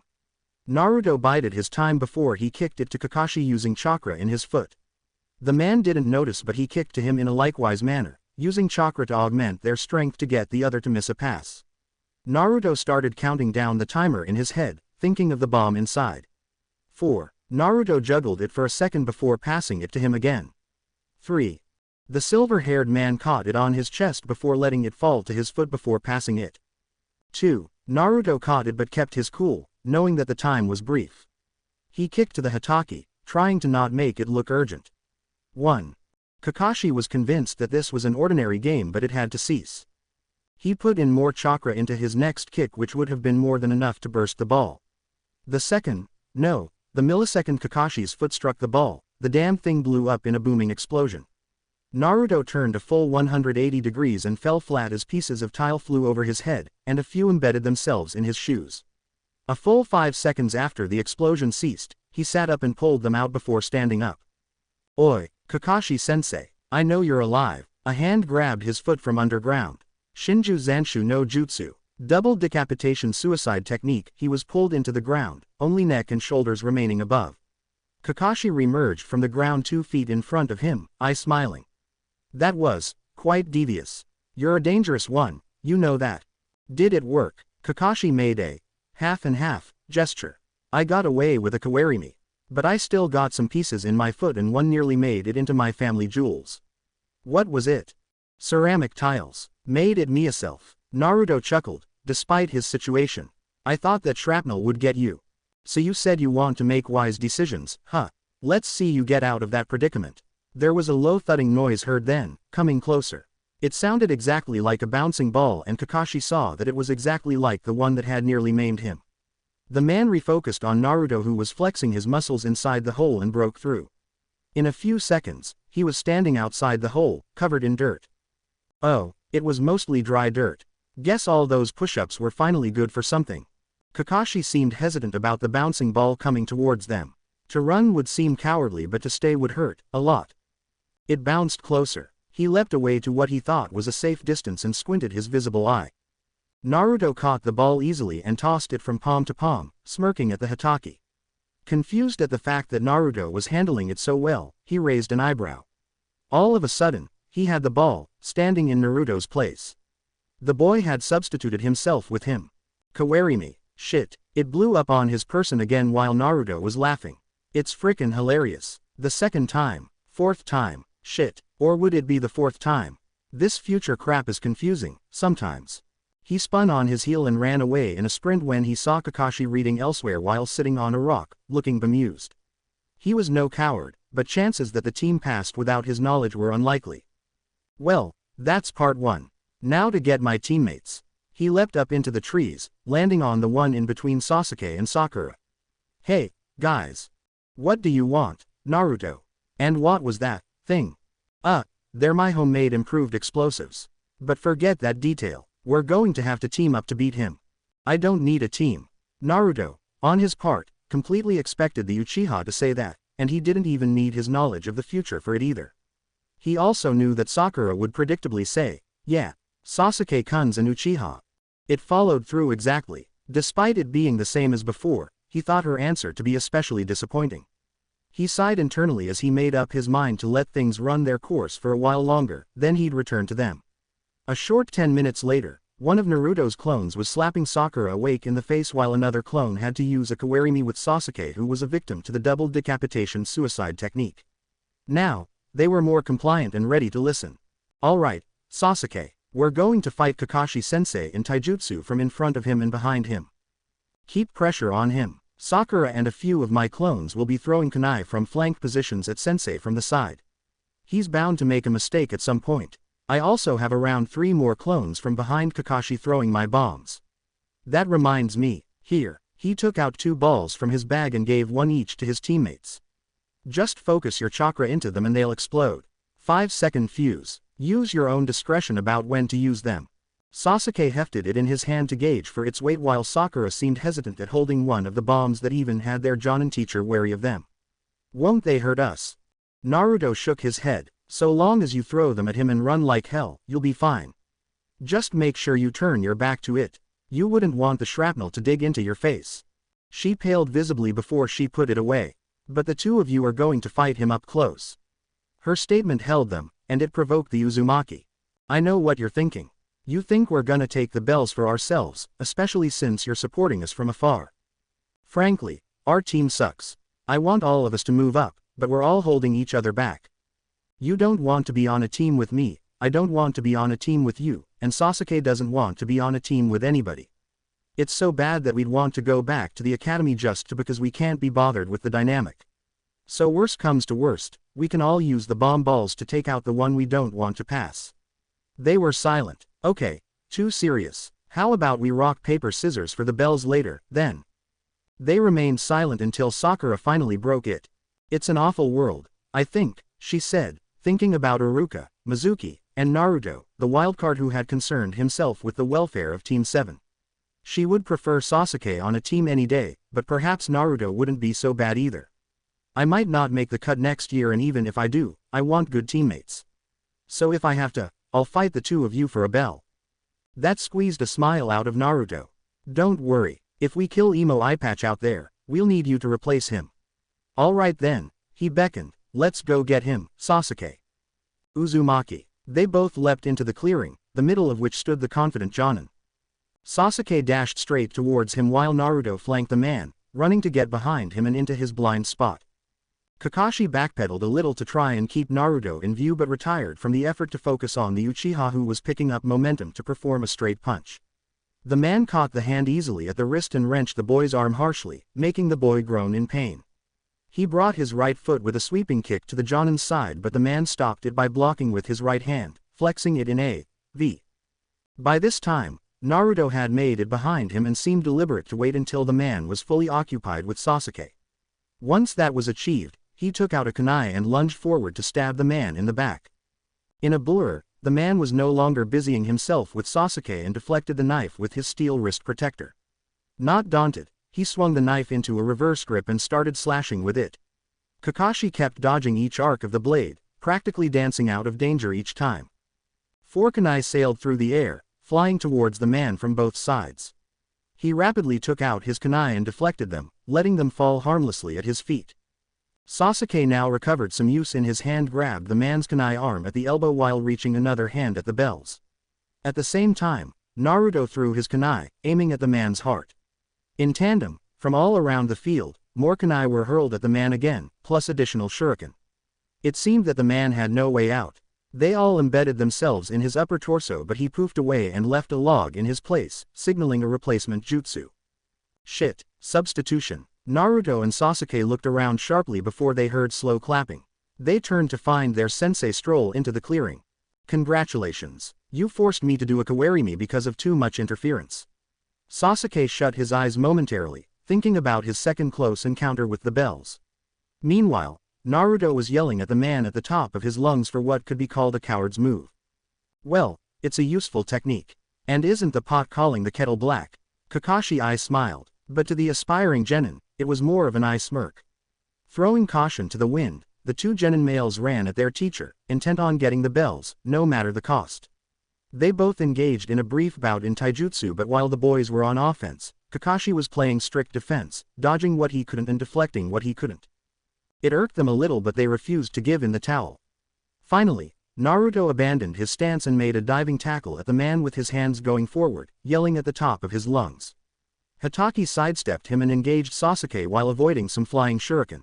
Naruto fell onto his arms first and performed a PK roll before quickly getting up, turning sharply on his left foot while he reached into his weapons pouch on his waist. He took out the handle and swiped it down rapidly to make it extend. With it in one hand, he made a diagonal slash at Kakashi's back.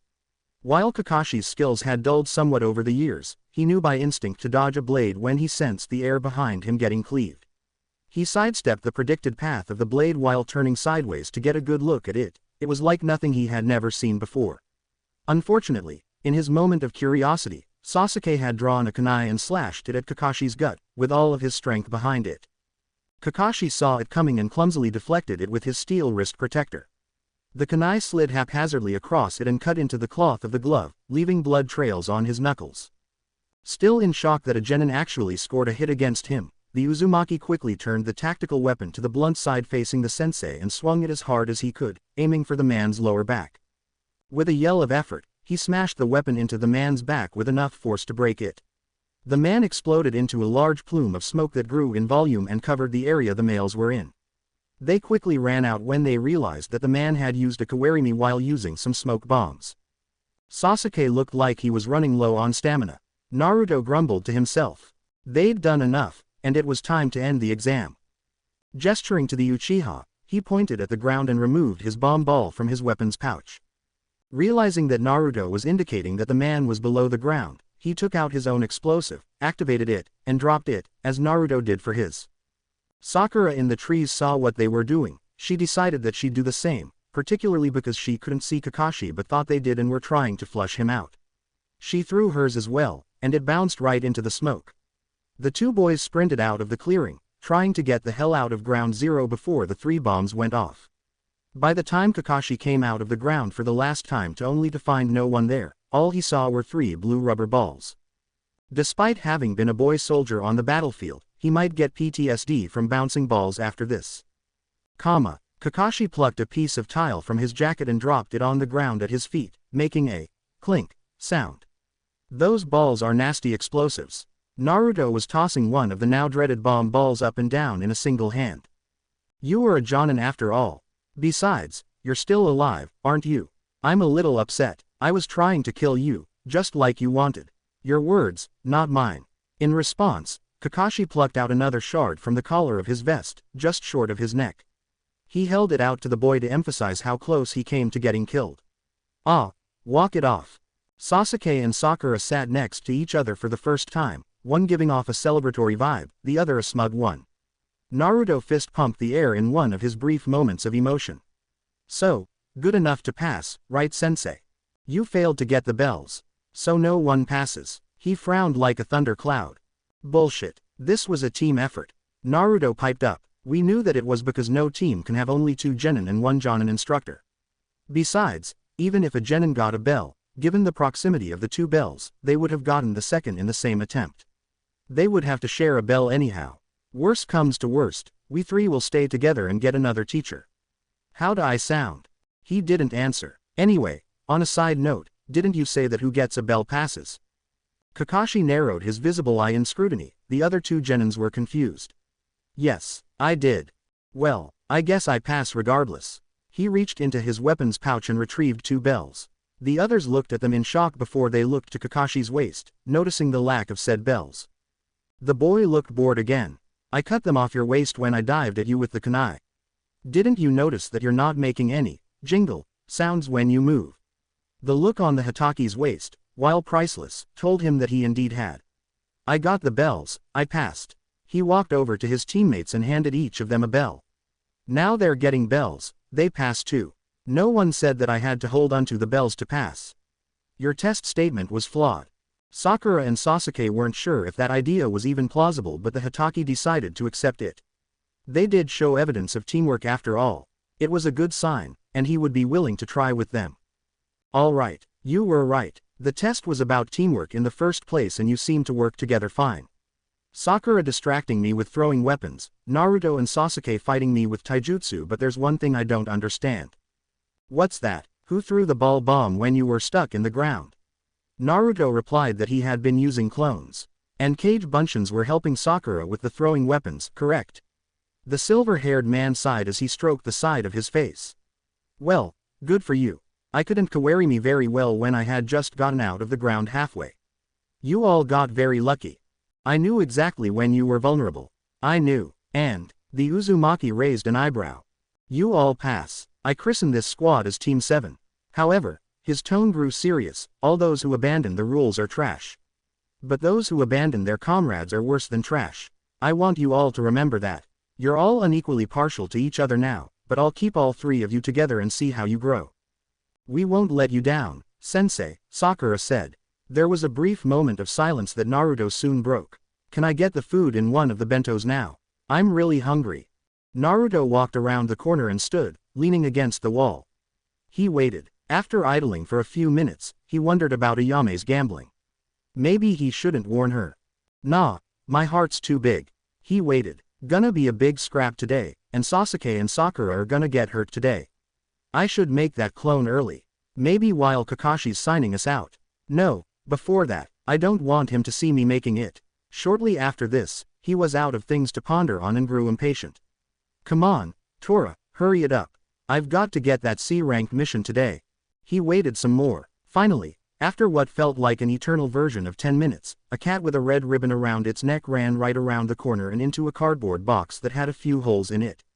The cat was running at full tilt and it had no chance to react to the box trap it bounded right into. As soon as it was inside the box, the boy simply shut the lid and hefted the box up to carry it close to his chest. Naruto, he heard in his earpiece, do you have the target? Naruto immediately lifted a finger to the earpiece that kept him in touch with the other members of Team 7. Sheesh, it's only a cat. I got Tora. Let's all just meet up back at the Hokage's office, huh?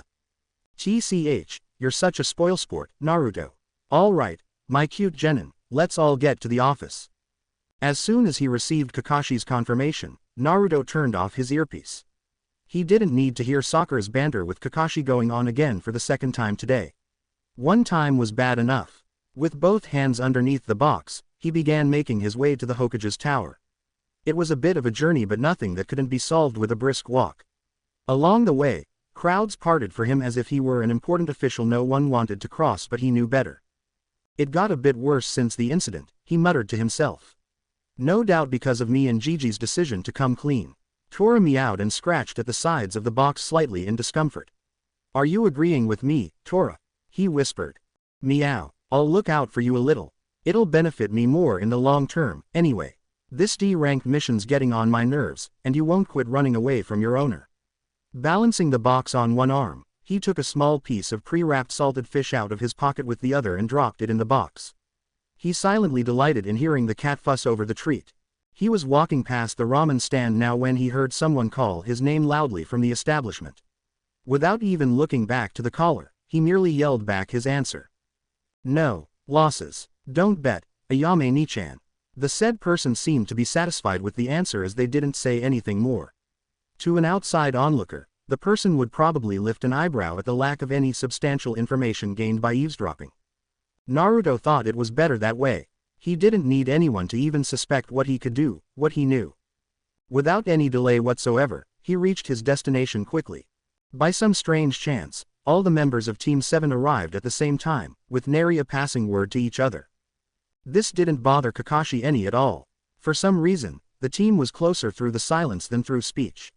Naruto's replies were too sarcastic and salty sometimes. Sasuke only spoke when he thought it was necessary, and Sakura had come to understand that she didn't have much say in a team in which she had the least to contribute. Kakashi thought it was worrying. He hoped they would get along better, or he might have to address the issue. The Hitaki broke out of his musings when he realized that they were now in front of the Sandame. Mission accomplished, Hokage-sama. Tora was retrieved. The Cage took his pipe from his mouth as he released a puff of the smoke. That's record time, even for your squad, Kakashi-san. Improvement is good, he gestured to his genin. Naruto, the cat. The boy obliged and took out the docile cat of the box. The cat allowed itself to be manhandled and started to purr when Naruto started to stroke it behind the ears and neck. The others were slightly surprised at the scene, for by all accounts, Tiger was a bit savage with the other teams, even with Sakura and Sasuke. All right, The Sandaime quickly sent Sakura to bring the daimyo's wife from another room so she could get her cat back. Upon entering, the woman rushed to Naruto, making the cat tense up. "Oh, Tora, my darling cat." Naruto turned sideways to the woman, preventing her from taking the cat from him, trying to ignore the cat's claws that were digging into his hands. It wanted to make a break for it. "Excuse me, young man. My cat please." "Hold on." He stroked the cat a few more times in an effort to calm it. Finally achieving that, he fully turned back to the woman. "Good morning." She tapped her foot in slight impatience. "Good morning. Does the cat run away from you often?" She hesitated briefly. "Yes. Why are you asking this?" "Is the cat trying to get out of my hands?" She begrudgingly admitted the fact, and Naruto tried to keep stoic. Anything else would get him into trouble. "Good woman, bad owner. I could do something about that." He handed the cat to the woman who took it, now confused. The second she grasped the creature, it scratched her hands to get her to let go. As she did, the cat dropped to the ground and climbed up the Uzumaki's pant leg, back into his arms. "The cat dislikes your treatment of it. It's fairly obvious." "I treat Tora with the best I have to offer." He raised a hand to stop her. "Let me stop you right there. That's not what I meant." The whole time, the others in the room were fretting in some degree, hoping that the damned blonde didn't botch things up for Konoha. The Sandaime kept a cool exterior, however. He trusted Naruto to make wise and smart decisions. He had done so thus far, based on various situations both social and combat-wise for the past month. Worst-case scenario, if he spoiled things, Naruto would have to shoulder his own blame and be punished according to what the daimyo would think is best.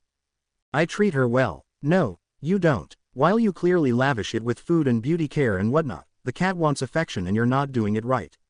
He started stroking the cat slowly and gently, making the cat purr audibly. "Do you hear her purring? I want to give her back, but if you don't, she'll keep running away and trying to find me." He tried to joke with a smile. "Do as I do." For the next 3 minutes, Naruto lectured her and taught her how to treat the cat. At the end of it all, Tora was snug in her mistress's arms and she was marveling at the fact. "Your cat probably won't run away anymore." "You're welcome." The woman smiled broadly. "Thank you, young man." She walked out, cooing sweet nonsense to the cat. Naruto wondered if he'd made a cat lady out of the woman, and shivered. "And that's that." "Yes." The Sandaime slightly grinned. "That takes care of that little issue. Besides, we don't get money for doing missions for Daimyo Dono and his wife. We were expected to do it for free." "I know. That's why I did it. Besides, I think the cat was starting to grow on me. Didn't want to wish bad for it." The Sandaime moved on. "Well enough. Are you already done for today, or would you like another D rank?" "Excuse me, just a minute," Naruto interrupted, talking before Kakashi could. "We've had 25 consecutive D rank missions. We're now eligible for AC rank 1, and I wanna save a princess. A pretty one. That is if Sensei believes we're ready." "I do." He didn't need much thought to consider it. Doing D ranks wasn't working for improving their dynamic. Perhaps they ought to go on a mission outside the walls. It could bring them closer and should be better than awkward radio silences. Hiruzen nodded. "Chizuna-san, you may enter." The door opened after a moment, letting in a man seemingly in his early 60s who swayed a little as he walked. There was a glass flask sticking out of his hip pocket and he smelled strongly of alcohol. Sakura giggled behind a hand. "That's no princess." "Good morning, Hokage-sama. So this is the team of ninjas who are escorting me to Wave. Looks like a bunch of brats who don't even know how to wipe their own noses. How are they supposed to protect me? I expected adult ninjas." To his credit, Naruto didn't even look surprised, something that Kakashi took note of. The boy smiled grimly, as if he knew a damaging secret and wouldn't tell. "Your lack of confidence in us is acknowledged. If you'd prefer, there is an alternative of you going solo. You could break your bottle over a bandit's head to defend yourself." He pointed at the bottle, which the man had the decency to poke it back inside his pocket to conceal it. "Hope you travel safely." The man hesitated, catching the boy's drift. "He's saying take it or leave it. If I go with them, there's a good chance that the Jonin guy could just do most of the work anyway. If only I had more money, I could just hire more, better ninja." "What's your answer, Chizuna-san?" Hiruzen queried as he handed a scroll to Kakashi, who began reading it. The man sighed. "We'll depart at noon. I wish to leave as soon as possible. I've wasted enough time." Kakashi nodded, having already read the stipulations from the scroll. Supposed to be a textbook bodyguard mission. Very well. Hokage-sama, we accept the mission. Team 7, go home and pack for a week. Meet at the main gate at 10 minutes before noon. At 10 minutes before the hour, Naruto dropped from a nearby roof and rolled neatly in a PK roll, right in front of his teammates in charge who had arrived before him. In one of those rare times, Kakashi was early and currently logging their information with the gate guards so they could leave. Show off, Sakura muttered, you didn't have to. It can dissipate 2,400 pounds of force. Rolling comes easy to me and is very useful, even while fighting. Naruto defended, using a fact he'd picked up from a book somewhere. Use less chakra for cushioning. Besides, I think it looks pretty good. Sasuke merely shook his head. His grunt sounded as if he was agreeing with what Naruto said. Or not. Regardless of what it was, Naruto wanted to tell him to fuck off if he wasn't going to use his words. Kakashi finally finished logging them, and with a curt goodbye to the gate guards, the team left the village, looking back at it as it decreased in size as the distance grew. All the genins at present felt an air of adventure while Kakashi was indifferent. Tazuna walked in front with Sasuke at his side while Sakura and Kakashi walked behind the two and slightly to the sides. Naruto was at the very back, bringing up the rear. They were now quite far in the journey before Sakura broke the silence and asked what she could expect from Wave Country. While the bridge builder began to spin tales about the country in its heyday, Naruto began thinking about the events that would take place today. In fact, in his mind, he was accurately timing everything, right down to the second, while pondering if anything would change for the better. Or for the worse. There were going to be changes. There had to be. Soon, they came upon a wide puddle to the side of the road which all took care to not step in, avoiding getting their sandals wet. As soon as they passed it, a scythe seemingly materialized from it and spun in the air as it made a beeline for the jonin of the group. As the man turned to look at it, the reaping tool decapitated him and continued on its way. Kakashi's head fell with a thud as blood spewed from his neck. The body, not realizing it was dead, continued walking a few more steps before it collapsed, blood spilling from it like a barely stopped up bottle. Kakashi-sensei. The Pinkett gasped as she saw her teacher get brutally killed. Tazuna, in a similar sense, was already panicking that he would soon share the same fate. Naruto and Sasuke leapt to the adjacent sides of the small water body to dodge the scythe as it made a round trip and returned to the puddle. A hand reached up out of it and caught it at the handle as a figure emerged from it. Two more followed, and it was shown that they all had slashed Kurigakure headbands that showed that they had declared themselves missing nin. They were all attired somewhat the same, but the second and third had clawed gauntlets that seemed to have poison dripping off them. One down. The man with the scythe grinned in a smirk as he regarded the dead man. And the rest will follow.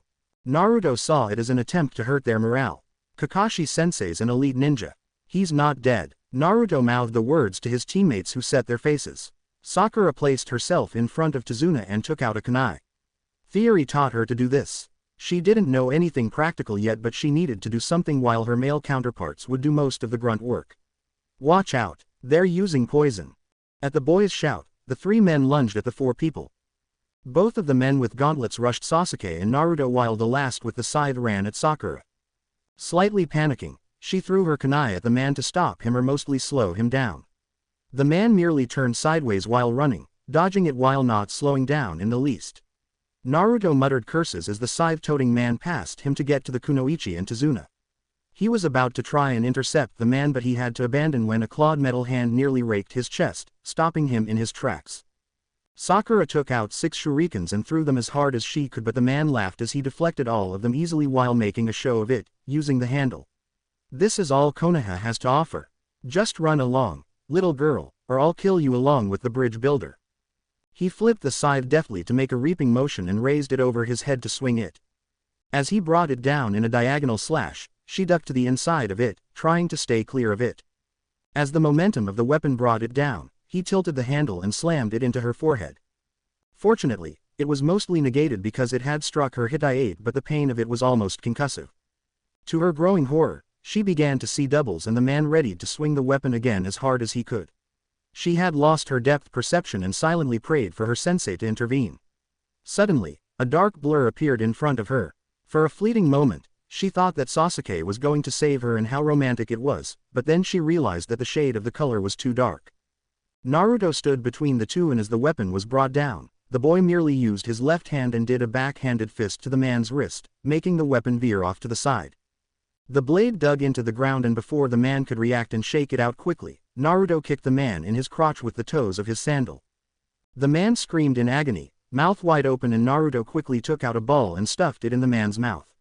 His anguished cries now muffled and doubling over in pain, Naruto grabbed by the hand and elbow and quickly dragged him away into the undergrowth. A few seconds later, an explosion erupted with them at the focal point, blood, gore, and organ matter splattering some of the surrounding areas. Sakura and Tazuna stared wide-eyed at the scene, both not daring to believe that the blonde had perished. Did Naruto just sacrifice himself to save me? Oi, Sakura, look alive, these two are still trying to kill Tazuna-san. She turned to look to where the voice was coming from, only to see Sasuke and Naruto still fighting the men with what looked like poisoned gauntlets. Despite the situation, she couldn't help but sweat drop at her error. It must have been a clone. She touched her head lightly. Her head was still aching, but the pain was already fading. Tazuna-san, please stay behind me. The man nodded as he continued to stare at the four combatants fighting. He was still confused as to the fact that the boy was still alive. In the meantime, Sasuke had abandoned his interceptor fist taijutsu to use a kunai to try and parry the man's gauntlet. He realized that if so much as receive a scratch, the fight might as well be forfeit. Gozu kept up the pressure in the fight by launching his shuriken chain at the boy, aiming at his chest. He leapt to one side to avoid it and threw his kunai at the Chunin, still trying to keep his distance. Gozu started retracting the chain and in the process, deflected the tossed knife with his metal glove. On the other hand, Naruto had no qualms being within arm's reach of his opponent. He was in the best place, so far as he was concerned. Try as he might, every time Maizu swung his left-hand gauntlet, by the time the attack was executed, Naruto simply wasn't in the spot anymore. He couldn't launch his shuriken chain because the boy would simply dodge it, given his current capabilities. In frustration, he lunged forward with it, straight at the boy's chest. Finally spotting the opening he was waiting for, Naruto quickly took out a kunai in his right hand and ducked, turned on one foot to avoid the man's straightforward attack. As he crouched, he stabbed the man in the side with the kunai as hard as he could, right up until his foe hand hilt gripping the knife slammed the man, preventing the kunai from progressing any further. The kunai had slid in right between the ribs and the man could already feel his lungs starting to fill with blood. He stopped, stock still to decide if he could still live if he abandoned the fight, but his wandering mind was brought back to the battlefield when Naruto pulled out his kunai. The man started bleeding profusely and Naruto quickly took out his baton blade and swiped it out to release the catch. Before Maizu could react properly, his kneecap got broken. Gah! He fell on his still intact knee and grasped the other, yelling in pain. Without any further hesitation, Naruto, using substantial effort, brought the blunt side down, crashing onto the man's head, feeling the man's head cave in a little with the sound of his skull breaking. The man ceased his screaming and crumpled in a heap on the ground. Gozu saw all the events that had befallen his brother out of the corner of his eye and turned to gaze at his brother's apparent death, unbelieving. Maizu. He ran over to the man and shook his shoulder slightly as if trying to wake him up. Everyone else could only stare at the incensed man, at his shock and Naruto's almost indifference. I know what you would have done to us, who you would have killed. Not Sakura, not Sasuke, not any of us today. That's my choice, my intervention. Naruto growled to himself in frustration. I've done enough. Screw the consequences of changing events. He unsealed two water balloons from a seal at his waist and chucked them at the two men. The balloons broke on impact and the contents splashed over the two men, making Gozu bawl for his eyes. Sakura watched the man scream long and loud before she smelt a mysterious smell in the air. Is that kerosene? The blonde shook his head. No, it's oil paint thinner. He looked over to Sasuke and gestured over at the two men on the ground with his head. There's not really a difference between the two. The last loyal Uchiha got the hint and smirked. He quickly went through hand seals, ending on Tiger. Kaden. Gokaku no Jutsu. Fire release. Great fireball technique. Instead of blowing a projectile fireball, he did a constant stream, and for the rest of his life, all Gozu's world was on fire. His screams soon died down at the same time Kakashi came out, looking at the mostly disheveled genin. Whoa, my cute little genin are getting carried away with murder. Don't you think you've gone overboard? That's not murder, it was mostly self-defense, Sasuke argued. They were out to kill us. And if things were different, they basically killed you first. We retaliated. The man in the fire screamed again before going silent for the last time. We might have gone overboard, But it's not murder, Naruto said as if they hadn't been interrupted by the man's dying woes. Sakura looked to Kakashi's body, only to find a log with a small piece of it cut off at the top. Kakashi-sensei, why didn't you help us? What if Naruto hadn't helped me? I would have stepped in. I just wanted you all to get some first-hand experience in this line of work. Besides, all of you performed well, using all of your capabilities. The Pinkett at the moment felt little more than dead weight, but her Jonin teacher said helped her with her esteem a little. She shrugged it off and turned to the blonde. Naruto, thanks for saving me just now. But why do you carry paint thinner with you? I carry lots of things. I also have regular water balloons, essence of pepper mixed in water, dirt, and so on. I never know when I need stuff like this. Like starting a fire, blinding people, things like that. I even have a stuffed toy or two. Makes for good distractions. Like when I distracted Sensei last week with the plush toy. The distraction only lasted for a second. Kakashi defended. Still made you look the other way. Elite ninja, they call you. Maybe I'll get to be Hokage pretty young at this rate. Sounds more like household items to me. Sasuke butted in, to which Naruto argued that they were cheap and effective. Tazuna trembled at the sight of the two men burning, their charred corpses now visible in the dying flames. These are kids. They're making light of what they just did. He turned to the team, only to see them staring at him. What's wrong? Kakashi was the one to reply. The one with the scythe said he was out to kill you. He was going to kill you and threatened to kill Sakura as well. That means they were out for just you and we were merely interferences. He struggled to think of a lie. Tazuna-san, is there any particular reason why missing nins would be after you? These two men here, Kakashi gestured to the dead men, their bodies smoldering. Are the demon brothers, Gozu and Maizu. They are missing nins from Kiri. What about the guy with the scythe? Sakura asked. I didn't recognize him. He was probably a small fry, so he didn't have a bingo book entry. Or he wasn't updated yet. And you'll never get the chance to recognize him, Sasuke remarked, eyeing the gore-filled and bloody mess in the undergrowth with a bit of disgust. That bomb blew him to pieces. Naruto shrugged, refusing to be judged for what he did. I'll try to make my work cleaner next time. What are you not telling us, Tazuna? Kakashi pressed. The older man sighed in resignation. I've been marked for death, by an evil man named Gato. Not everything can be so black and white, Tazuna-san. Naruto interrupted. He is evil. I doubt the man has ever suckled human milk. He steals and sells women into prostitution, kills the people who oppose him, burns down whichever house he pleases, and can get away with it all.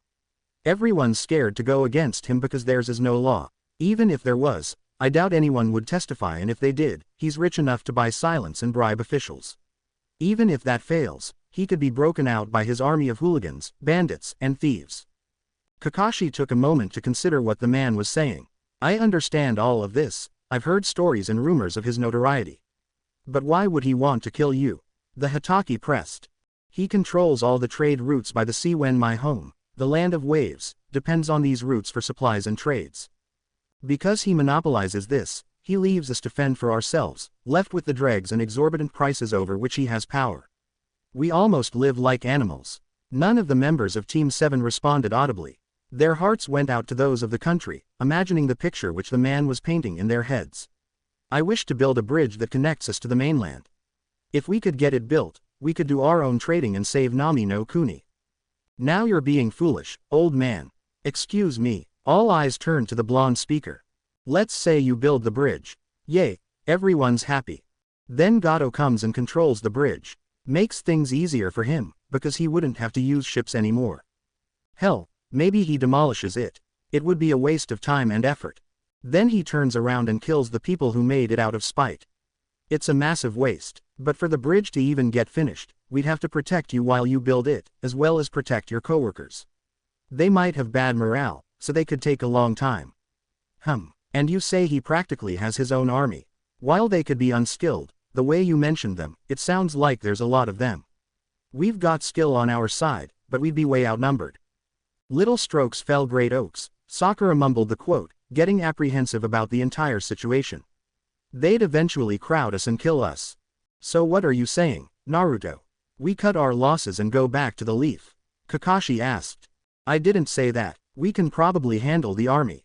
Along with some help, he said pointedly, referring to his usage of clones. What I'm saying is that the mission detail needs some adjusting. Sasuke leaned against a tree, expecting that Kakashi would probably carry them back home to the leaf. Which is assassination. We're ninjas. We'd do anything it takes to ensure a mission's success, even if it means blinding ourselves if the client doesn't like us staring at him. We have to kill Gato to make sure that he doesn't sabotage and get us later. Kakashi finished silently. He looked at his sensei's son and trembled internally at the uncanny reasoning between the two.